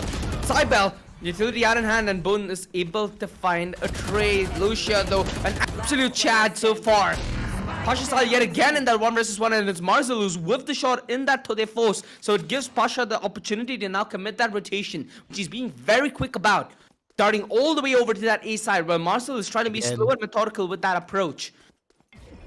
Pasha, he has 1 star to work with, and he's already used it for that plant. Marcel is nowhere close by. Spike He's planted. expecting the rotation to still come in, but Pasha was just instantaneous with it. Just ran out immediate over towards the other end, and now here's where it all begins. Marcel has a fully loaded gun to work with, working his way up from the side of sewers, but it's a very slow push. Pasha holding down from the top side of head, and that is such a beautiful angle considering the plant spot. He has all the time in the world, and a free kill to boot as well. Pasha, beautiful. Chef's kiss when it comes down to the execution, and this man just knows how to clutch. He doesn't miss those, and there's a reason for it. First goal line, though.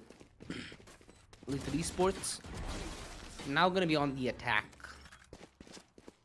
We've seen Lethal Esports in dire situations in the past. You know, flashbacks to the grand finals in the Community Cup, where they were down 2-0 against Revenant Esports, and they almost made that a map 5 victory in the best of 5 grand finals.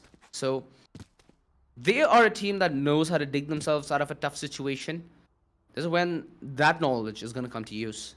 Something that QQQ don't have is a lot of knowledge together. Individually, they're brilliant players, but this is still a very young team. So this 1 minute timeout that they get, I hope that they put together a concoction that is lethal enough to put that attack to a stop. Because this composition on the hold, we mentioned it before, that Breach, the Sova, the Astra, very good to reinitiate and initiate fights. Alongside the Cypher, the hold's going to be even more incredible. So you can see a lot of these pieces both well on this half. Although we've been iconic with cursing these teams in these situations, and yeah, let's just hope that we don't go and do them that bad.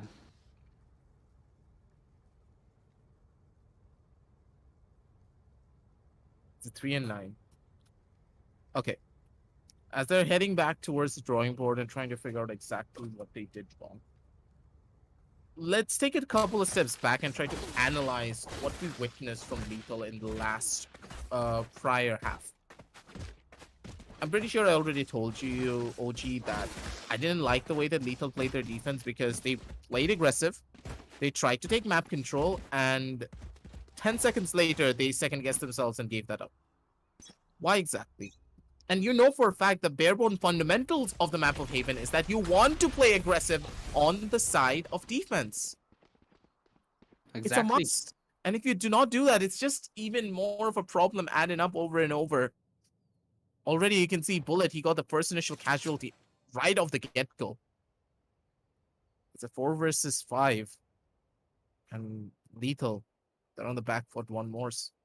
Exactly. Now they're playing that A side a little more passively. They were initially hoping that the C side hit might come in and it might be a C side retake. Lethal Esports now make that call, now make the move, now make the maneuver. It's a lot of utility set up by Pasha Sahil to deny the push. He also has to start on the other side of the default box to enable his safe escape. The gravity well delays the push from long just a little bit, and he's able to dispose of a little bit of utility, a little bit of cover for him to stay alive within the back of the side. Buster in the right time comes to his aid, and they're able to double up together on the back of this. A beautiful stun from Pasha enables Cybele to fall like another domino, and it's all on Marcel, who's good only for the double. What more could he ask from the man when his entire team got ripped apart piece by piece into pieces as that retake came into fruition? Beautiful job by QQQ. Their mental's been hit, dude. I don't think there's anything else you can say about this.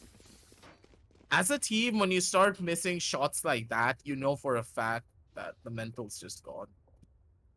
They're professionals, and we know exactly how beautiful their aim can be.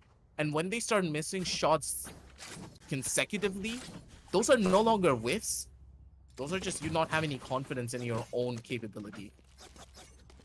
Things are adding up one by one, and the members of QQQ, they've gotten in the heads of their opposition. They're possibly looking to get another frag off and possibly take them down right here, right now. And Android, nothing's going in his favor, dude. The guy peeks, he's just gone. Look at the level of utility also being thrown on the other end. Yeah. Well, it's They're still denying very that much alive, trade. and a breach flash is gonna set up even more. That's another kill, and that's gonna be another person going in the bag as well. Ay, ay, So ay. many kills. These are very, very crucial fights that Lethal Esports are winning off, because it was looking to go the way of QQQ. The utility, that initial fight, everything was going hand in hand. Pasha needs to make a big play to compensate for this round, and he might just be on the verge of pulling off the biggest. Oh, Lucia! How important was that turnaround? Well, very important. That's the only reason why Lethal Esports were in prime position to take the W. What a round. What round. Either side making very big plays, a very heads-up play from Lethal Esports towards that mid-game, but QQQ started it off very well. That reactionary flick coming in from Lucia was perfect. This is why you should use higher sensitivity, ladies and gentlemen. Just being able to make that flick at that speed, it's pretty difficult. Unless you have a good enough sensitivity for it. Lucia's going to be able to retaliate, but now that's where the real fun will begin. Lethal, they have one round, but look at the aggressive play coming in already over towards the mid sideline. It is going to be Bullet maybe trying to get that first initial bit of an advantage, but Marcel, I don't think he's going to give anything away. Possibly going to get killed out though. Pasha, good shot with a backstab. Clears it all out, but the A side, ripe for the picking. And the attackers, they get a free plan. Yeah, and it's a two-man backstab mission, mind you. So, you've got to hope that Lethal Esports are able to sense this out. With Sensei, he's doing a good job of rooting it out in the first place. And he also discovers Pasha's whereabouts. Information Enemy remaining. made to a certainty. Although Pasha still being quite the menace. Down to 1 versus 2, and Lethal Esports, even if they do end up taking the win here, losing so many rifles, it's gonna make the comeback a little more harder than it already is.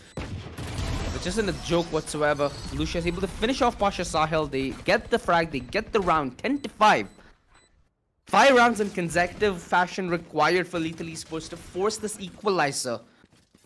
And you know what? I might sound a little crazy saying this aggressive, but we've seen undoable stuff done in the past and from positions which are far more bleak. So this is very, very doable for Lethal Esports in my opinion. They just need to keep their head down and keep pushing. Up I go. This point, You want to play? the comeback Let's could be in play. session. But I do believe that Android needs to start showing up a lot more here. But Bullet, he is not letting out the gas pedal for even a second. The guy's still going in for swings and fights as if he owns the place. This is his home. The intruders are not allowed, and the members of Lethal, they are feeling his wrath. To the force in the hands of Marcel, he's trying to get that first initial bit of contact for his team, but no one's even biting on his bait. They need to wait and see for a pick, but again, they're always playing with a man disadvantage over in so many of these rounds that it's just adding up to the tally. It's the gamble now, the seaside take. There is that tripwire right around the corner. It's not going to be easy whatsoever for Lethal Esports to make their way inside. And Pasha Sahil has utility again, very well set up to stop that aggressive play. The gravity well. This is where the spam could be a problematic thing. Although Pasha is being very patient with this approach. Nice stun set up by Android, but Pasha still ends up finding the better off his end. Now he needs to make more with Bones' support. It's very doable for him to fold on the hold. And now it's all on a Sensei yet again. We find this man in the clutch. Good for the first utility though, is gonna shroud his vision where Bones comes in the nick of time to finish off the round. This defense is very, very hard for them to break through. The utility setup is just so problematic that if they're not baiting it out in the side that they're planning to hit late, there is absolutely nowhere they're gonna get out of that fight unscathed and unscarred. That is that problem. That call for making it a fake is delivered way too late without there being any early work being done on that side whatsoever. Right there. It doesn't seem Checking the add situation. up in any way. Go pulling them in. What exactly is on your Right mind there. whenever you're going in for a play like this? I understand you want to go in for a full-on rotation, but Marcel has not even made any form of noise over on the other side to warrant any form of utility usage or maybe a possible rotation over on the other end. There could be the case that you understand that members of QQQ will not over-rotate, but you need to try and invest something. Anything to try and break them over onto the other end. Even go towards the B side. The B side's not even been hit. You have no presence on B whatsoever. Marcel, every single time he's on this lurk, and how many times do you expect it to work? Now that Buster is playing a more proactive Cypher, you also find that it's going to be a little hard for Marcel to sell this fake. So he needs to take this fight. And up close and personal, Buster always had the better end of that with the Spectre and the angle being held. Give up. He's stunned. He's being revealed by those Seekers, and there should be a spam coming on soon. Nice tag, nice bag. Never give up, finds that frag through the smoke, and mind you, him having that Phantom makes life a whole lot more easier because there's no Tracifiers for Lethal Esports to fight back with. 30 seconds left. All gone down abysmally low, man. Lethal Esports just looking bleak. They need a fight back, and that's only possible, I think, now in a map 3. Seems like Android just had the worst game here. Nothing aligned for him on this map. He got killed through smokes. Even though he stunned someone, there was 10 always seconds left. backup to try and go in for that frag onto him. His shots were just not hitting the way you expected to. And that's just rough on that regard. Cybel doesn't even get the plant money for his team, and with this team ace, Match I think that the members of QQQ, they're putting the final nail on the coffin. Lethal Esports, they're going to be buried down deep under. I got enough time to go into the Astro 4? 7 rounds. Right there. Is this even possible, I'm thinking? Ah. Nah. I need this. Nah. Not doable at all, bro. It's Not Lethal when your Esports- mental is shattered to this degree. Exactly, it's Lethal Esports playing a game where they've not been able to win any gunfights in the second half whatsoever. In a successful manner. The Lethal Esports we saw prior, who were very proactive with that trade game, who were very proactive with the way who initiates the fight and who is the man playing second man in, you know? There. This is not the same Lethal Esports that we've gotten to witness whatsoever. Just very surprised of what exactly is going on in these situations. Again, Marcel's on the lurk. Understandably, he gets a kill, but he's been doing this for how many rounds at this point? A lot. Yeah, it's just not gonna work. Pasha's gonna be able to catch him out. Buster's gonna be able to take down another, and the frags are just gonna come in all around. Bull is just not missing any of these frags, and that's completely understandable. The guy's just been an absolute Chad, but Lucio, timing's everything. Ay, ay, ay. He crumbles under the pressure. G's in the chat. He gets the spike defused.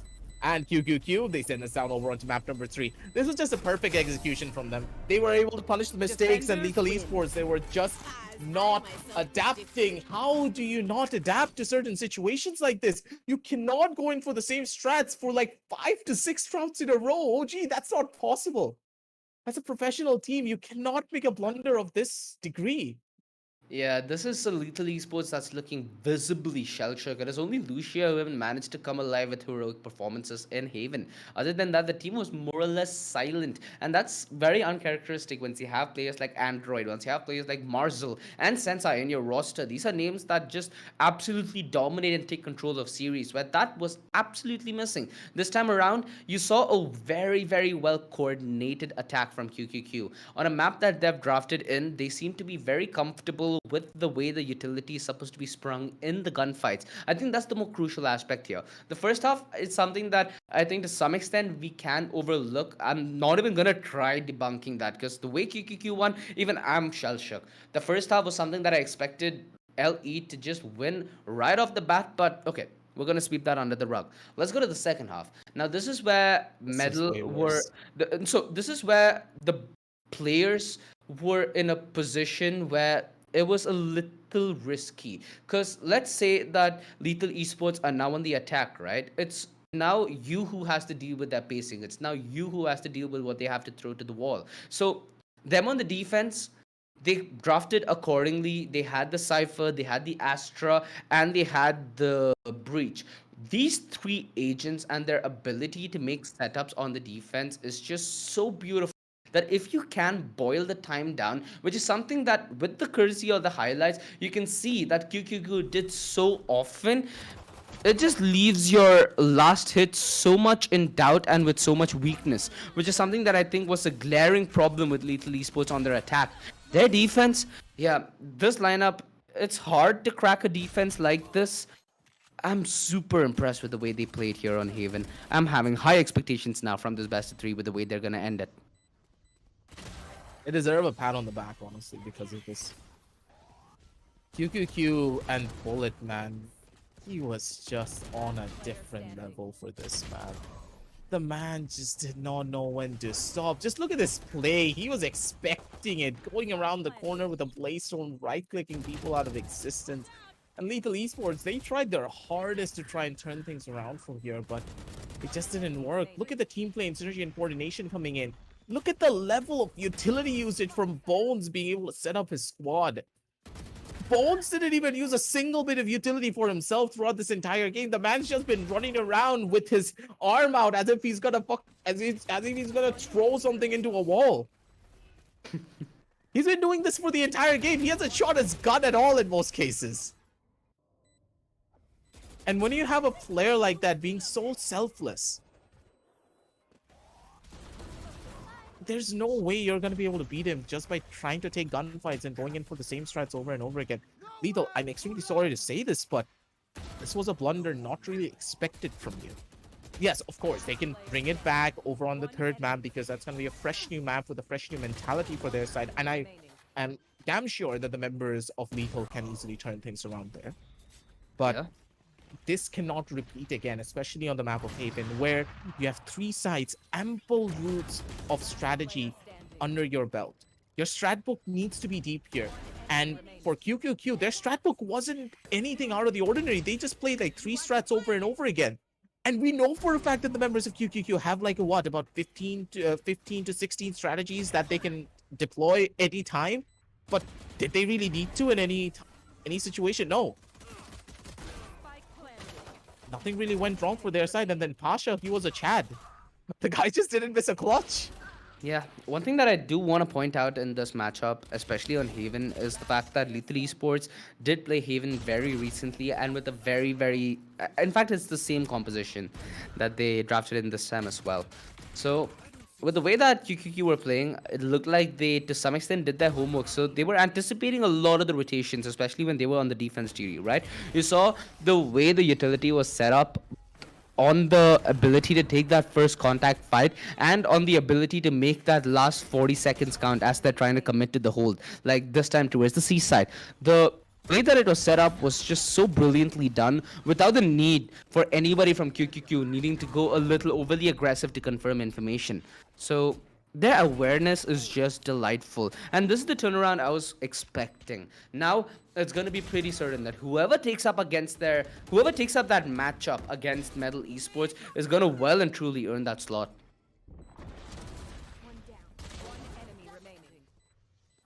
Just gonna keep it all going, and just look at this, Pasha. He swung out at the perfect time as well. Lucio just was not expecting Pasha to go in for a swing like that. Who expects it? Not really anyone. The mechanic was perfect. The confidence was brimming, and it was overflowing as well in a lot of cases. The members of QQQ, they deserve this victory, but do they deserve the entire set? That's something that we really do need to find out. They're going to prep things up. The members of Lethal, they're going to cool off, get into a huddle, and finally figure out the problems that they are facing as we head on down into game number 3. But as we are going to be heading on down there, we need a short little break as well. I need a water break. My throat's absolutely gone, and so does OG. So make sure to check out all the links down below in the description as we are waiting. And we're going to be heading on down over into a short little break after a word from our sponsors.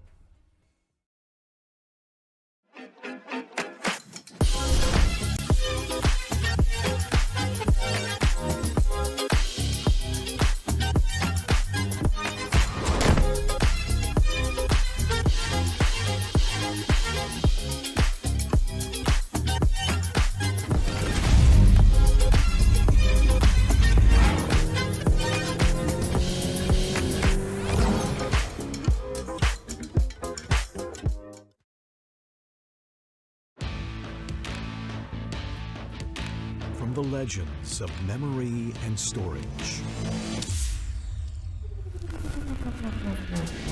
Crucial brings you the ultimate performance in gaming. Legendary products. Precision engineered. For speed and stability. Crucial ballistics.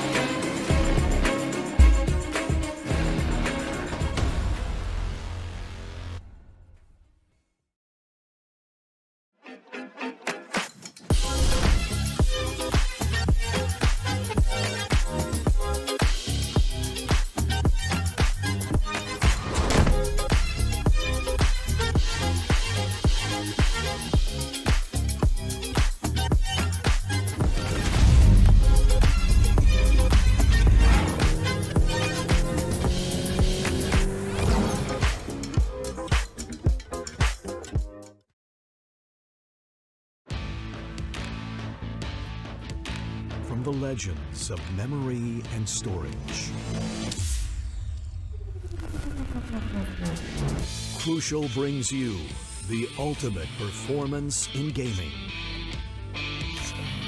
Legendary products. Precision engineered. For speed and stability. Crucial ballistics.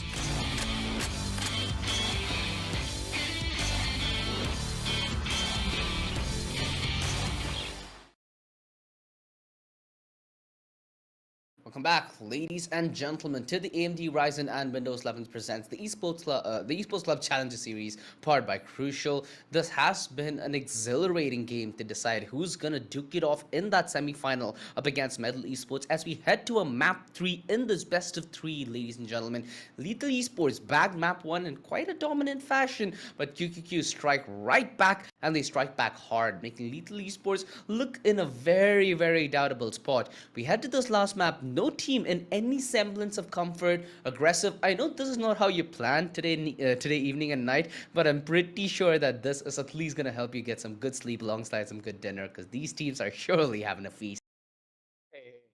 At one point, if it was possible, I would cast an Eid, but that would be horrible quality because this is a game that I want to enjoy. And I'm pretty sure that everyone back at home, they're having their dinner, watching this game, and they're like, this is good quality entertainment. And this is what we would love to see. As we're going to recap over the last game, we're going to be heading on down over to the scoreboard made by our lovely content team. You have to say that the scoreboard looks absolutely beautiful.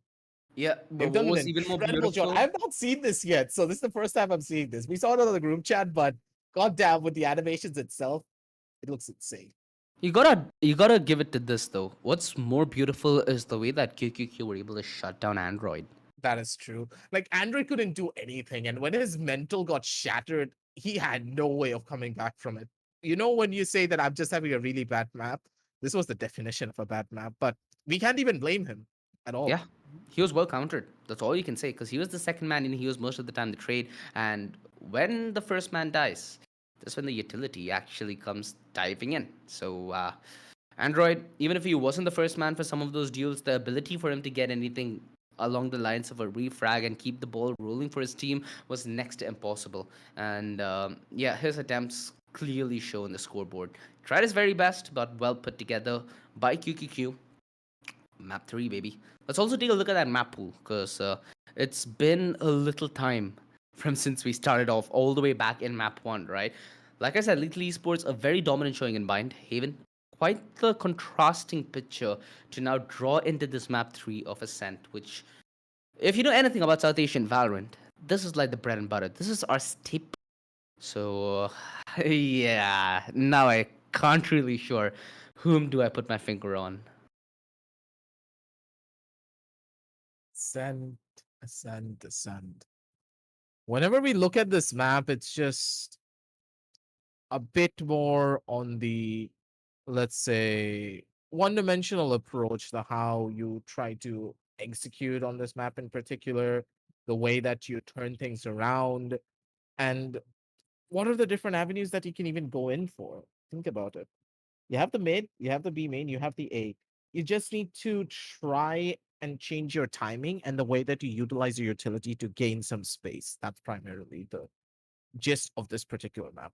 What is really the most surprising is that you need one particular character to make this map an absolutely most unpredictable thing that you can ever be. And that's the Astra.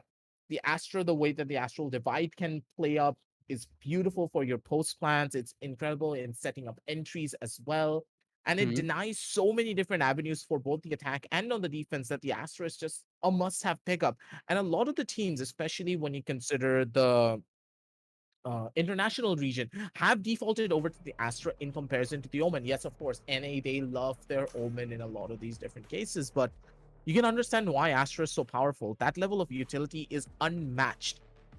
And when your team is able to play around that utility, just like Pasha is able to set up his team, I do believe that the members of QQQ will have that favor from me personally, because that Astra just, there is nothing that can beat him at all.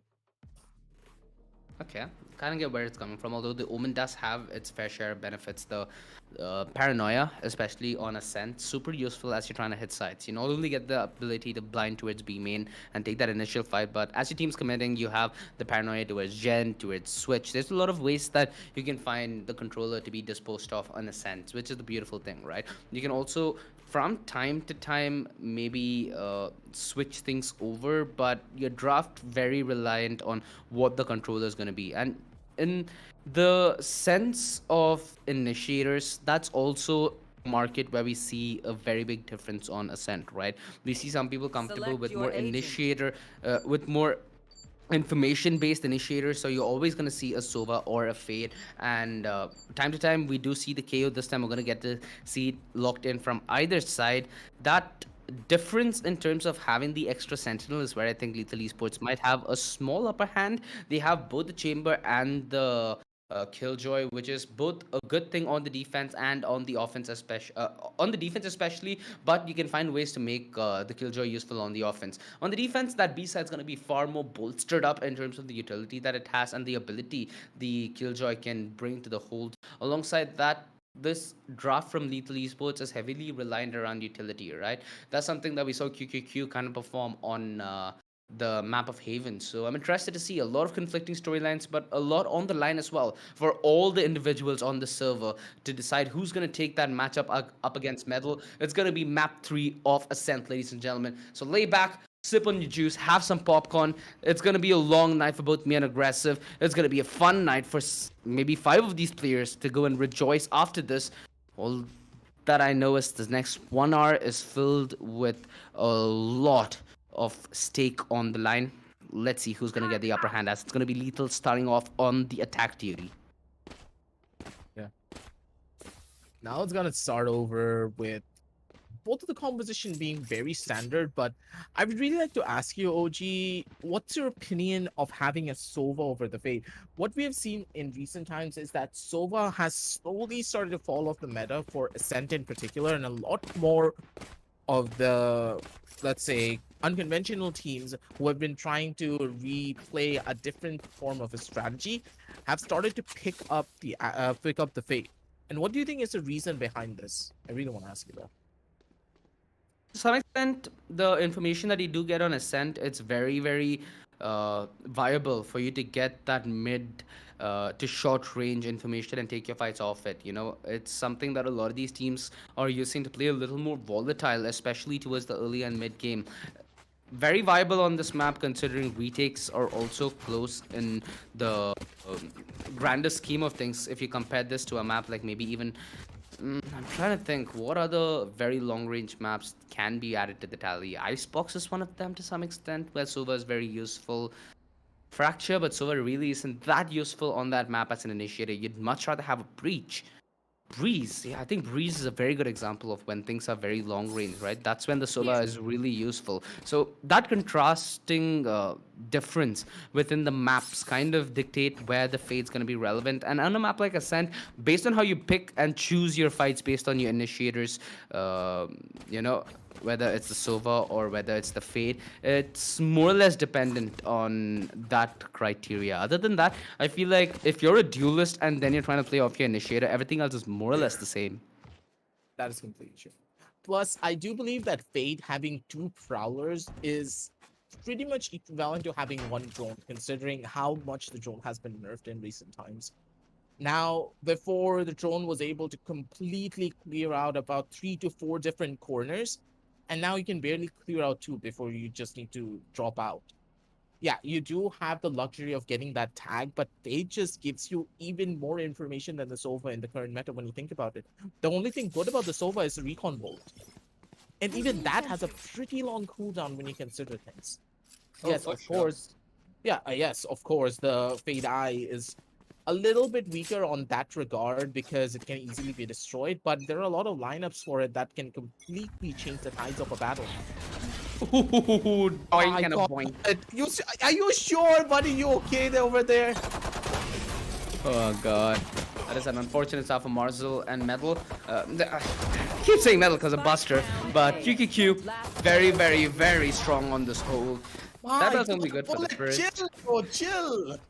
Jesus Christ, this guy is just feeling himself, ain't he?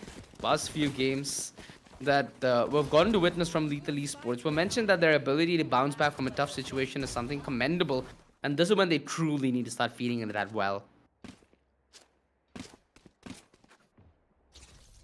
I just has no chill left in it. He's just speaking out, taking fights on mid. He's running out over towards heaven. He's taking so many engagements that it's making things look easy. Valorant is not that easy of a game. Not like how Bullet's making it seem. Ladies and gentlemen, if this is how it's gonna go moving on down the line, OG, I don't know. I'm much more scared for the side of Lethal, considering the fact that if they do not figure out how to shut down Bullet early enough into the round, it could be staring down the barrels of a really big fat loss. Yeah, they could. Right now, Lethal Esports just need to eco this round out. Maybe allow Marcel to do a little more damage because he got decapitated as soon as he took that peek from top mid, didn't he? So still has a couple of bullets left in his chamber for the headhunter. Now you let your chamber do a lot of those important duels, like let's say mid link towards a short, then bottom mid towards market or pizza as you may call it. So those kind of duels gives them a little bit of information and makes sure that QQQ kind of need to respect the likes of Lethal just a little bit. Though that's $100 down the drain already for Marcel. That's yeah, close and personal. He's trying to make things interesting here, and Android finds the kill through the smoke on a Pasha Sahil. That's the control out of the picture. Huh. Lethal Esports, and around where they don't have weaponry, they seem to be getting the better pickings. Possibly the first initial pickup coming in. They're looking for a bit more. Buster, he already has the angle, but nope. This is bad. Bones overall from the other side is going to be able to come in for the cleanup duty. Perfectly done for either eye. Precise gunplay. Down A. Yep. One enemy remaining. 1v2. This is in the realms of possibility. Marcel should have a couple more bullets of that headhunter, although his HP is not really in the best positions. So if there's a turret on the other side or anything along that lines, yeah, he's going to be facing real issues. Buster's there. Buster has the turret back off CD. And he could choose... Just immediately runs back because of it. Oh, I think he heard a footstep. 30 seconds left. They should anticipate the rotation through main now. Turn out. Start there. Double up here. Perfect. Let's look at the team play and synergy when it comes down to their plays. They understand how to turn it around from there. Yep, that's the catch. And the turret is the thing that put him in the bag. So they've dealt with this relatively well here, Lethal Esports. They got a decent bit of kills when they had barely anything invested, right? This is the chance for them to do damage. What happened to them on map 2 is something that they now could do to QQQ. Now, what are the opportunities that they have? Mid, something that's going to be a little harder to take when you don't have that Sova. And the Fade usually has, I think, 2 recons towards Pizza, if memory serves me right. So it's going to be a little harder for them to contest, and they're trying to hold towards either main. Now, this is something that I find to be very hard to pull off on Ascent, is the fact that sometimes these teams are able to play without mid control. That's something Lethal now had to pull out of the bag. They're going to look towards mid at any point of the round, you know, towards the mid round. Sometimes you see team trying to accomplish mid control at that moment. So they have to do it at some point or the other. They yet to face any engagements, and QQQ want to take this close and from within the side to make sure that the Spectres can absolutely shred through these big guns. Putting out 2 players already, never give up. Has the perfect position to play this one out. Buster. Over towards the other end. He's just gonna wait and see what he can get away with. Brawlers are gonna catch him! Buster. Oh, this is so beautiful. If they start going in for this push, that is so perfect, but no. That's gonna be one. That's gonna be the second. Buster peeks out immediate. Takes down Lucia early though, so that's a pretty big kill already. But Bones, too aggressive of a peek considering the gun that you do have on your side, my man. With this, it's a 2 versus 3 situation in the attackers. They have all of the advantages. The A side ripe for the picking, but still the retake, very much probable. Yep. Very doable. Buster. There is a turret on the other side, so his position is soon to be revealed. And Marcel hears the rotation and never give up. This is almost a telegraph play when it comes down to it. Standing. Oh no! No need to show an instant replay here. Unless Please, production. Never Let's see mind. it. Let's see it. Let's see it. I want to see the pain. I want to see the pain. Oh, dude. It's very difficult to hit players who are not looking at you, so it's okay. You know, so once I had this teammate who had a very big problem, not indirectly with turrets like we did see Cybele have, but he used to have a problem shooting them. Like, we were playing a scrim or something, man took an entire magazine of a Vandal and he still didn't finish off that turret. God knows something is wrong with it from time to time. But See, the turret should be one of those things that doesn't really need to exist in this game. ooh, all right. Right stone though, does get some value. Gonna get a catch over onto the side, and people they're looking for even more. That is a 1-for-1 trade though, you do have to remember, but a 1-for-1 trade going heavily in the favor of the defense. They lost a smoke in comparison to just a killjoy, so it's a pretty big hit. Pretty big hit, though the lockdown was something that they were able to remove out of the picture, so it's arguable to some extent. Still a 4 versus 4, and that does favor Lethal Esports, who've gotten decent real estate towards mid. Look at Bullet's cheeky little off angle. If only you would have held this a little earlier, might have been able to catch Marcel in transition. And that is a surprise that Lethal Esports have saved for a day later to come. This main hit's gonna be the main interest, and Marcel is just gatekeeping one of the exit points that QQQ have at their disposal. Marcel, 30 come on, seconds you got the left. call. Oh, okay, so he manages to elude all the players, he manages to get back to safety, but Bones in with a perfect punish at the perfect moment. The man advantage melts away, and Lethal Esports have very little grounds as all of them are huddled in towards the side and are relying on this Heaven aggression to pan out and make a play. Sure, the calls are gonna come in. One player playing from the underside of Heaven. This turret needs to get broken down, but this is so perfect. The KO9 is gonna be able to utilize all of this. Beautiful lineup. That's gonna be Bullet, possibly getting a double. But of course, Bones is gonna be there for the cleanup. Triple kill for Bones, and my God, Bones, your setup was immaculate. That 0 point came in at the clutchest of moments, and that gave Bullet the opportunity that he needed to go in for a push. No one's gonna expect that. You gotta love it when you see it. This is why KO is such a dominant pickup for the map of Ascent.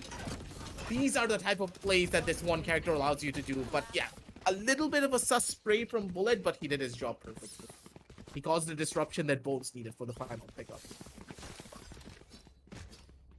Okay, so this is a turnaround that I didn't expect. I honestly didn't expect this to go to a map 3 aggressive with them looking so lights out here, QQQ. This is undoubtedly putting LE in a very, very questionable position. So, mid control, that's something that they didn't really pursue very much in the previous rounds. They might have just had a small skirmish and fallen back off it. This time, they're fully committed. 3 members towards mid, unlike last time where it was just lurking Marcel.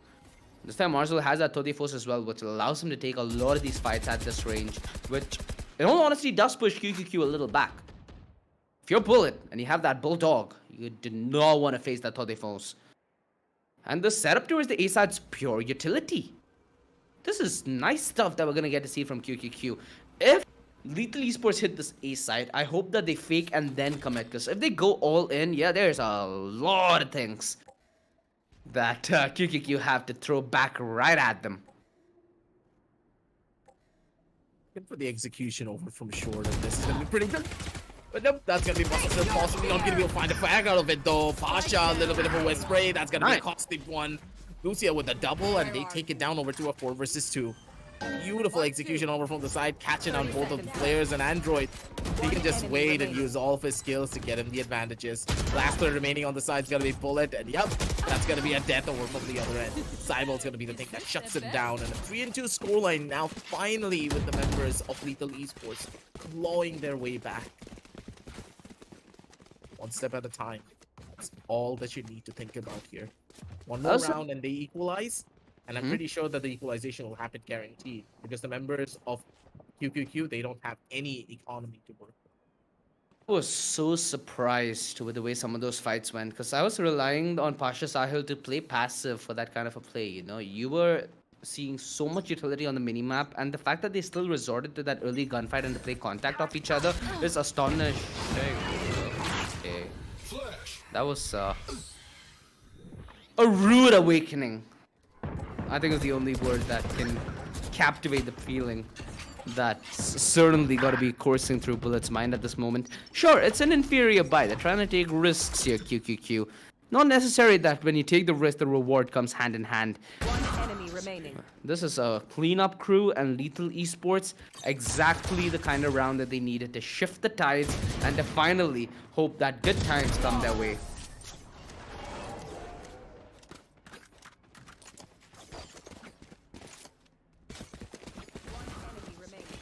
It's very, in the most simplistic fashion that you possibly can. Going in for gunfights, going in for the first engagements, and Lethal, they did it perfectly. That thrifty round could have been in the bag maybe if the confidence was there, but Lethal Esports, pretty sure that they have awakened the beast inside of Right them. there. And they're Right there. taking these rounds one step at a time. Again, Be ready, I will guys. have to Be iterate that ready. the members of Lethal, they do not have a duelist and they're on the attacking side with double sentinel. So yeah, OG, I think you can already spot the problem in the long run. That is, you know, I don't think right now would be a time to count out, at least count that double sentinel, because with the way this is going, QQQ are looking brimming in terms of how they're willing to take these fights. They don't have an inkling of fear or doubt. With the way this prep has been, I've not expected what we've gotten to see of Haven, and I'm pretty sure that there should be something that they worked on a sense. So I'm ready to be in for a surprise aggressive. But that comes at a cost, at expectation. Well, I'm happy that you're covering that for me now.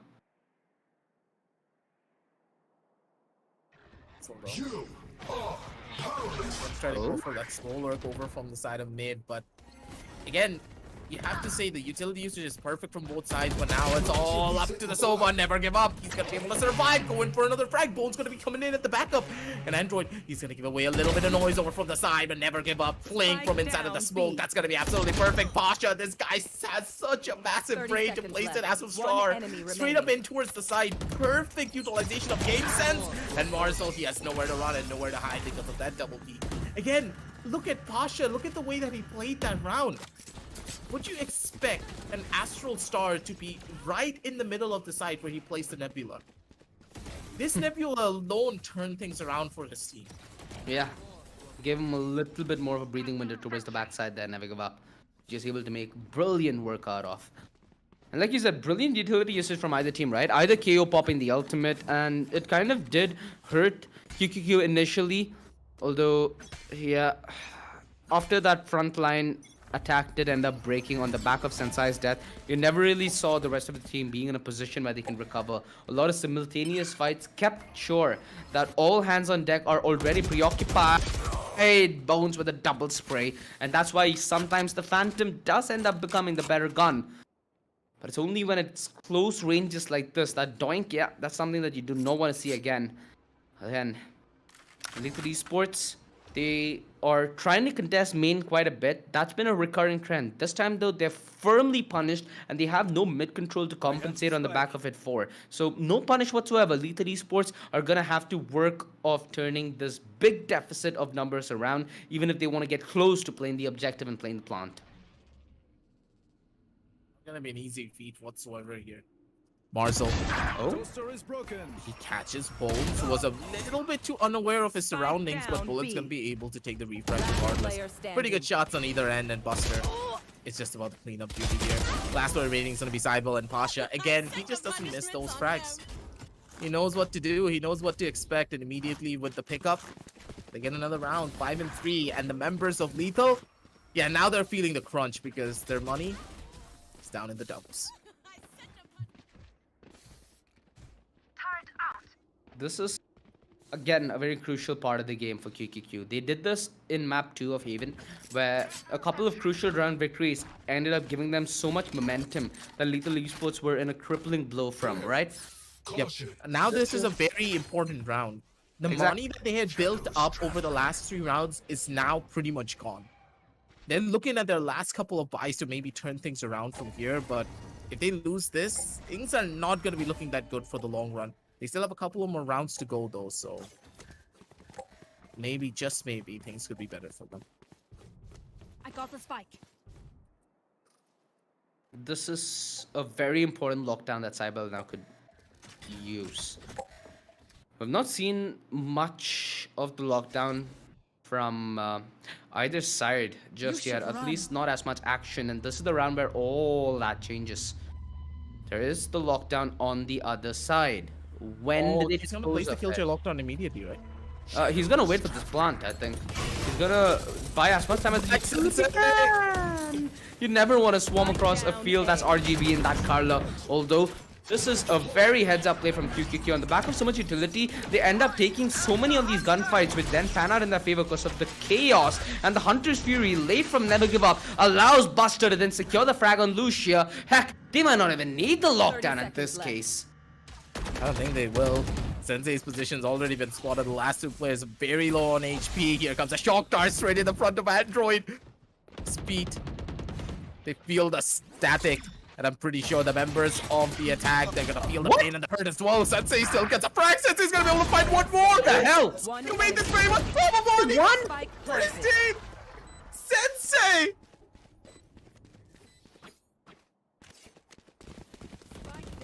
What are we seeing? He should have been dead the moment he get on that ledge. This Somehow is Kill never give up. dig down here. Sheesh. Hurt. So, might be late in the night, but yeah, but that kind of action, it's never too late. Look at the ricochet effect that now it's put on QQQ.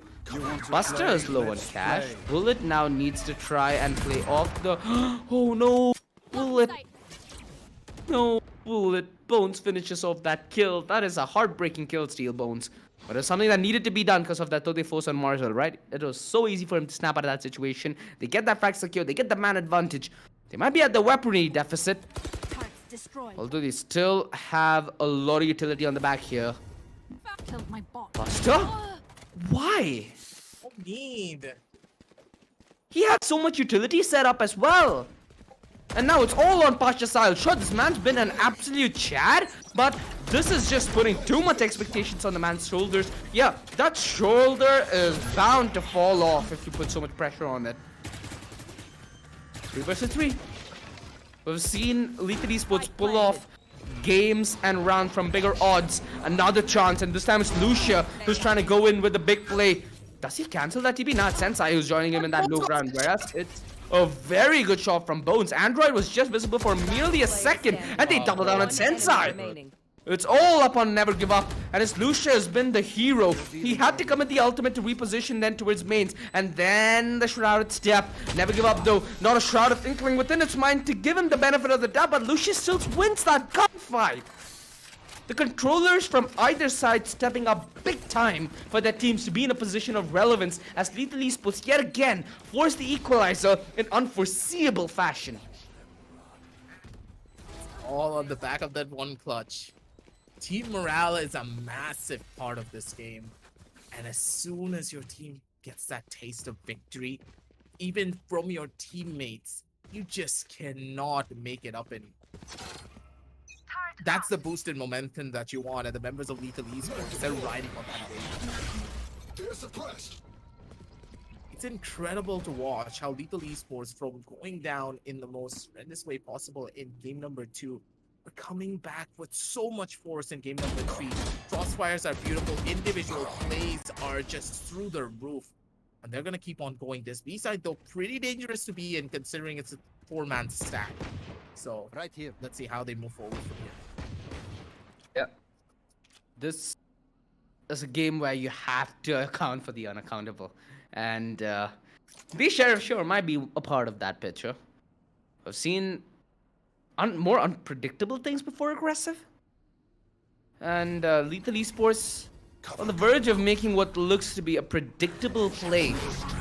They pop in that overload. Lucia coming in with that paranoia towards switch. They end up getting the first frag on and never give up. Buster's still been a matter of resistance and they've not cleared backside. So could be in for a lights out performance, but he's only good for one, and it's bullet, mind you. Standing. Lethal finished the cleanup duty.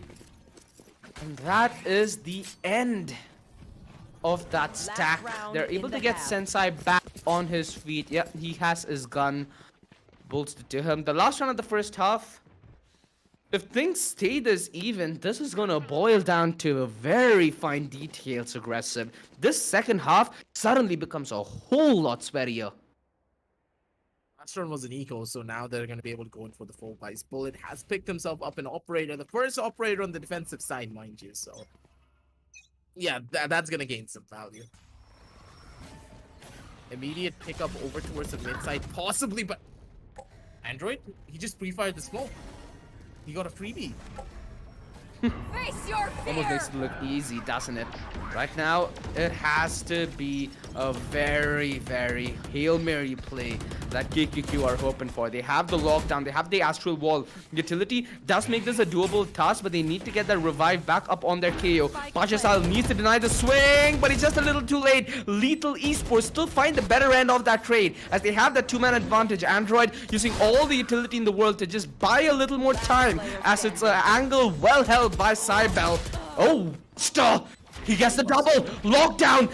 Timing is of the essence. This is the last round of the first half anyway, so he's gonna throw absolutely everything he can. And Sensei, knowing that he has to take the duel in certain time, it enables him to take the upper hand. And 7-5, Lethal Esports, they go tooth for nail as they manage to salvage that first half. Things started very well for QQQ.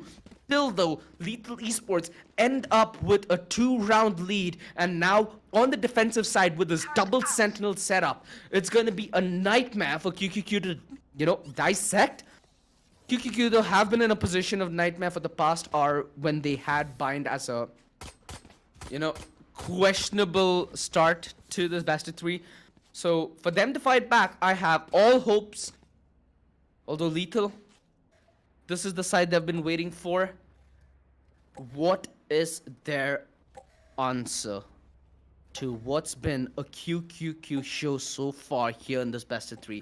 This is an upset that nobody predicted coming aggressive, and now we might just be steps away from it. Happen in a second. My understanding of the situation currently is pretty lackluster. I did not expect them to take at least 7 rounds against QQQ, not with this composition. I'm pleasantly surprised, but again, this defensive side will be very difficult to break into if the utility usage is proper from Android. Now, the Fade is going to have an incredibly difficult time trying to maybe slow things down from here on out. With this tactical pause coming in, you have to remember in our rule set, we do have a 1-minute tactical pause after every round swap. Now that it's, side swap, now that we are going back in towards the game, I'm pretty sure the members of Lethal will already set up their crossfires. This composition that they're utilizing purely relies on crossfires and no need for aggressive plays, because they have ample amounts of utility to stop aggressive rushes, and they also have it to facilitate pushes, yes, but why would you push when you don't even need to? In such good spot, that's another free kill. He used all his bullets there. Now TP's all the way towards the back of the side, where he does have a little bit of help from Android, although Sensei is being very, very problematic person all the way through A short, denying that mid presence, which was a crucial aspect of the plan from QQQ. Pashasal, the only one to find any kind of results whatsoever. Although, what more can he expect from Pasha?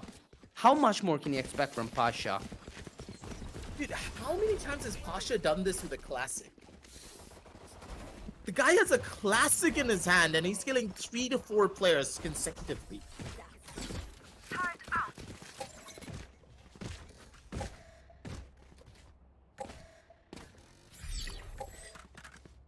This is a very, very good start for Lethal Esports. We've seen that QQQ have the ability to turn around buys. That's a little off the mark there, Sensei, but we saw what were you going for there. Oh, quick play towards Market Bullet. He has that frenzy up close and personal, but he is put to a stop because of that Prowler, and Android, very good job with the reinitiation. Gets himself the double. Buster puts it to an end. The Spectres, a very, very effective cleanup mentioned. Lucia gets himself the triple. He's been a very, very crucial piece of why Lethal Esports are in this position. His performances has been very good tonight in this best of 3, and it's still not over. There still needs to be a closure from either end. But it is gonna be Lethal Esports 1 round away from hitting double digits here in map 3. Double digits is where the real crunch happens as well. That's when the pressure starts to get to you, and that is when you as a player are truly tested to be a professional, or do you need to go back to the drawing board. But look at the mid side. Look at Short. Sensei, he's waiting to go in for this push, and this man doesn't have any fear. But the Sixth Sense is working for him. His game sense is telling him that head on back because the smoke's going to run out. Second guessing himself was a pretty good idea there. But again, never give up. He has such a beautiful off angle. That's going to be a kill, and never give up. He gets the first. Sensei taking a backseat finally after being such a menace in so many of these rounds. But look at Lucia using the flash from his opposition as the timer. You gotta love it because the members of Lethal, they're playing every single one of them like an open fiddle. But Marcel, You lose. My goodness Christ. What more are we gonna get to you witness? can't make this up, dude. You just can't. What was this round? Utter unexpectedness, dude.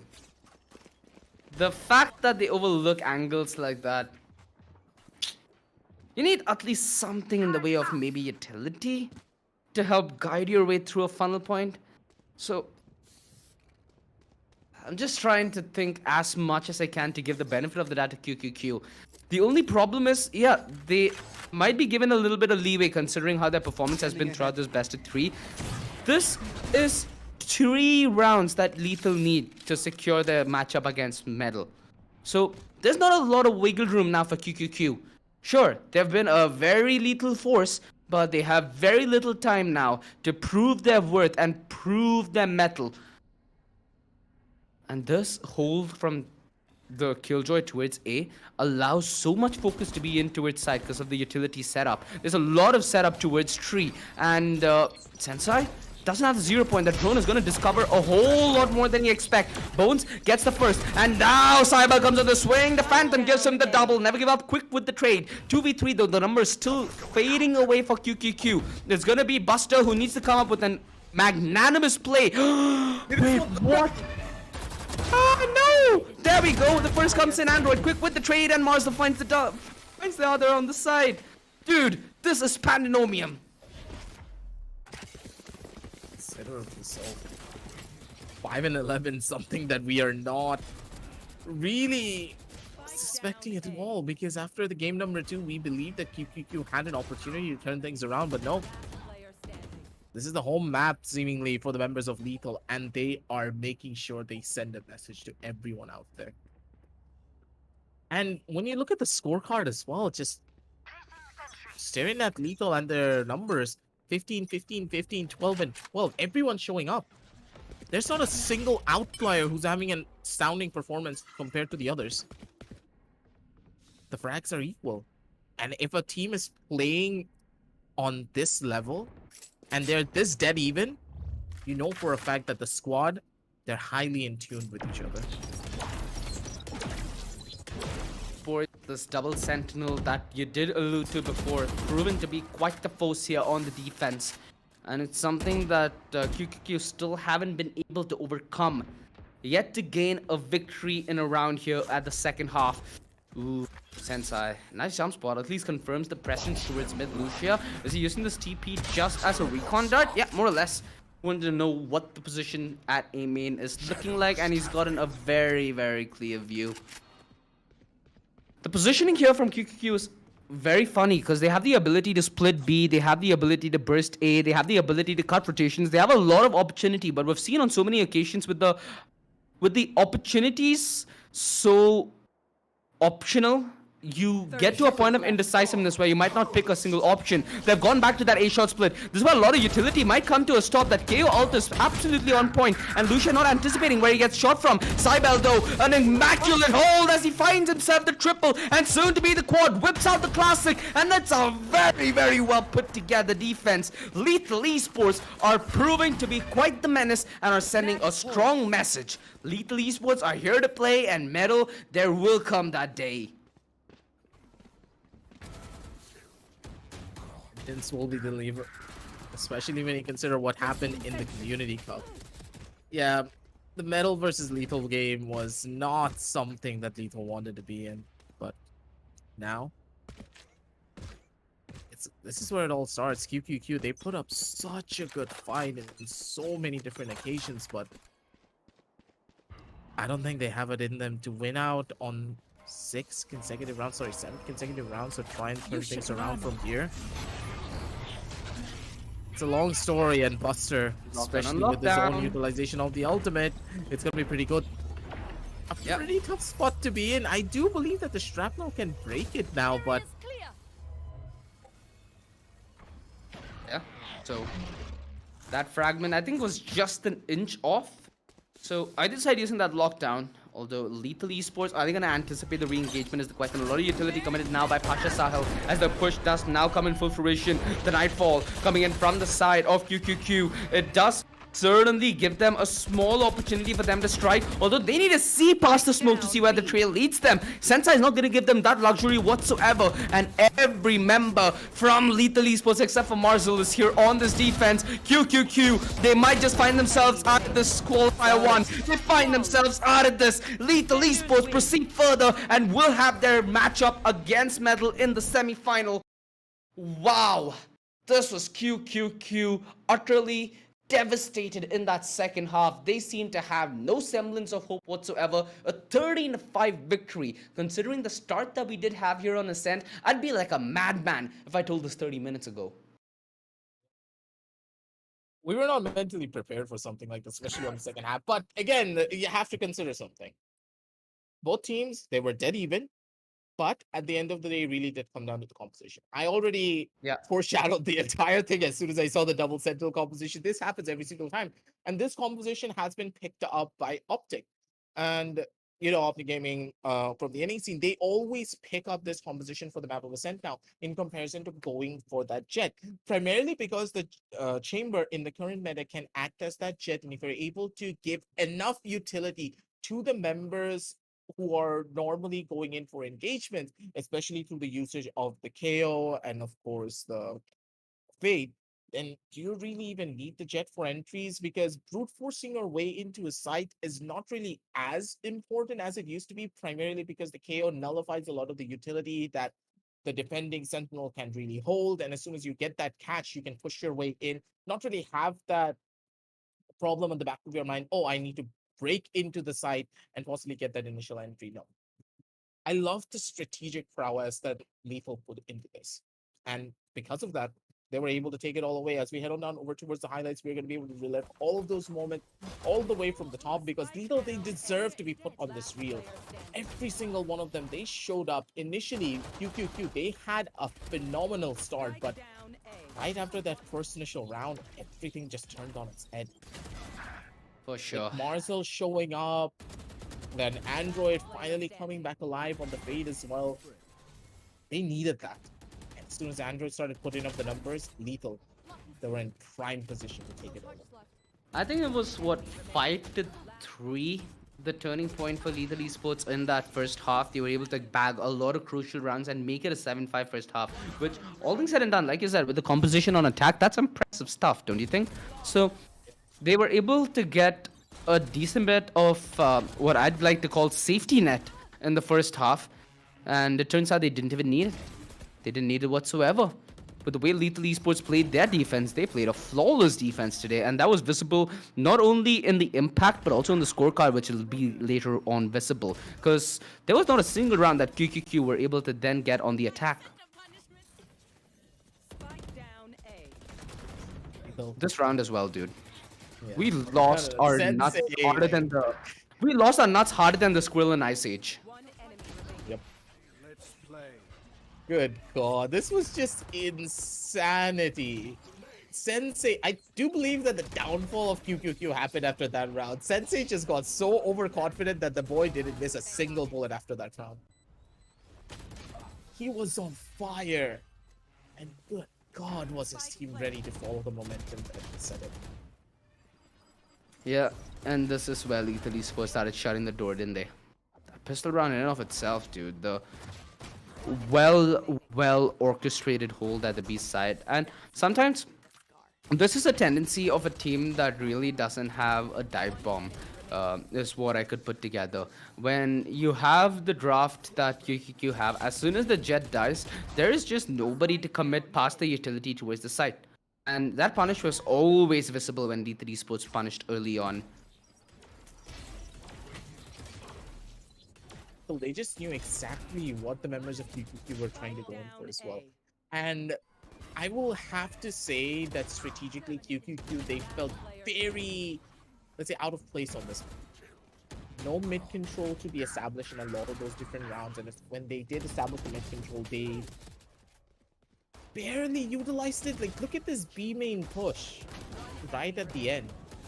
Yeah, 4 players on B main. You know for a fact that the smoke was already present, and you did not choose to maybe take some mid presence away, force rotations, and maybe some resources onto mid, so even easier time entering the site.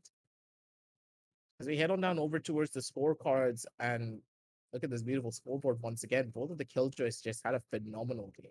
Yeah, the cool joy game, I think is what we should call this. Especially Cybele, right? Even in positions where his utility was suppressed and denied, boy just popped off, dude. He had a very good showing, as especially the defense, and whew, a nice matchup that we have to witness now. If I'm not mistaken, Cybele is the replacement for Rafa. Rafa, a very, very prominent figure in the south of this region. Not much in terms of his competitive play. I'd say he has a lot of value that he carries as a player. He's played competitively for a lot of teams in the past, but nothing that's been a very long stint. So it's sad to see Rafa bow out at this team, but Cybele, man, has come in ringing all the bells, because everybody now is going to be looking at this as they head towards the semi-finals of the Qualifier 1. Dude, it feels so fast the way this tournament's going. I think we might just see all of you at Bangalore within no time. And if you want to get to Bangalore, the ticket, they're linked as the pinned comment and down in the description below. So do grab yours, as it's absolutely for free. Check it out, because if you miss out on all the action for the arena, you don't know what else you want to go to. It's one of the biggest events that we're going to have in the longest time after COVID. And hey, get your train ticket to Bangalore as well if you're not going to be in that area, because the 3-day fiesta, it's not going to go anywhere. We have a lot of community events as well. You don't want to miss out on that. Yeah. And hey, maybe even I'm going to be there if the visa works out. You never really know. But on the other side, I'm excited for it all. The grand finals are going to be held there as well. And even if I don't make it, I'll be cheering for the back end, boys. Don't worry about it. But for now, thank you all for stopping by and giving us your time. It was a pretty long day. I did not expect to come over here, leaving my biryani on the side to head on out. But I had a treat. I had a treat too. I think you're Watching getting me hungry as well. Sensei, yeah, dude, watching Sensei get that 4K alone was worth it. When you see plays like that, you'll live and breathe as a caster for those type of moments. Perfectly done. I'll give props towards the side of Lito for getting this one away. And now they set their dates as well against Battle. That is what we're really looking forward to. So make sure to hit that like, hit the subscribe, and also hit that notification bell to get notified when we do go live with that match. And hey, as you're going to be down there, make sure to check out our sponsors, AMD Ryzen, and of course, Crucial, because if you want gaming peripherals and of course, proper memory and a good CPU, we got you covered. But for now, thank you all for being here with us. And we're going to be seeing you tomorrow with a lot more action for the AMD Ryzen with Windows 11 presents the Esports Challenger Series, powered by Crucial. Good night and happy gaming, everyone.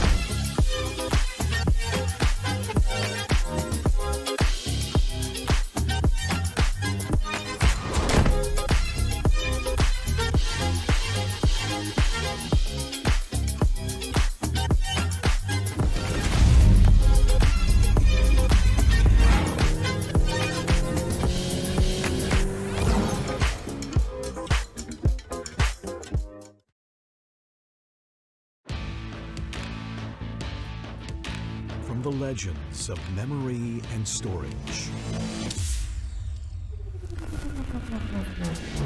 Crucial brings you the ultimate performance in gaming.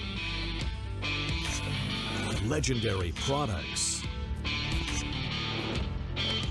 Precision engineered. For speed and stability. Crucial ballistics.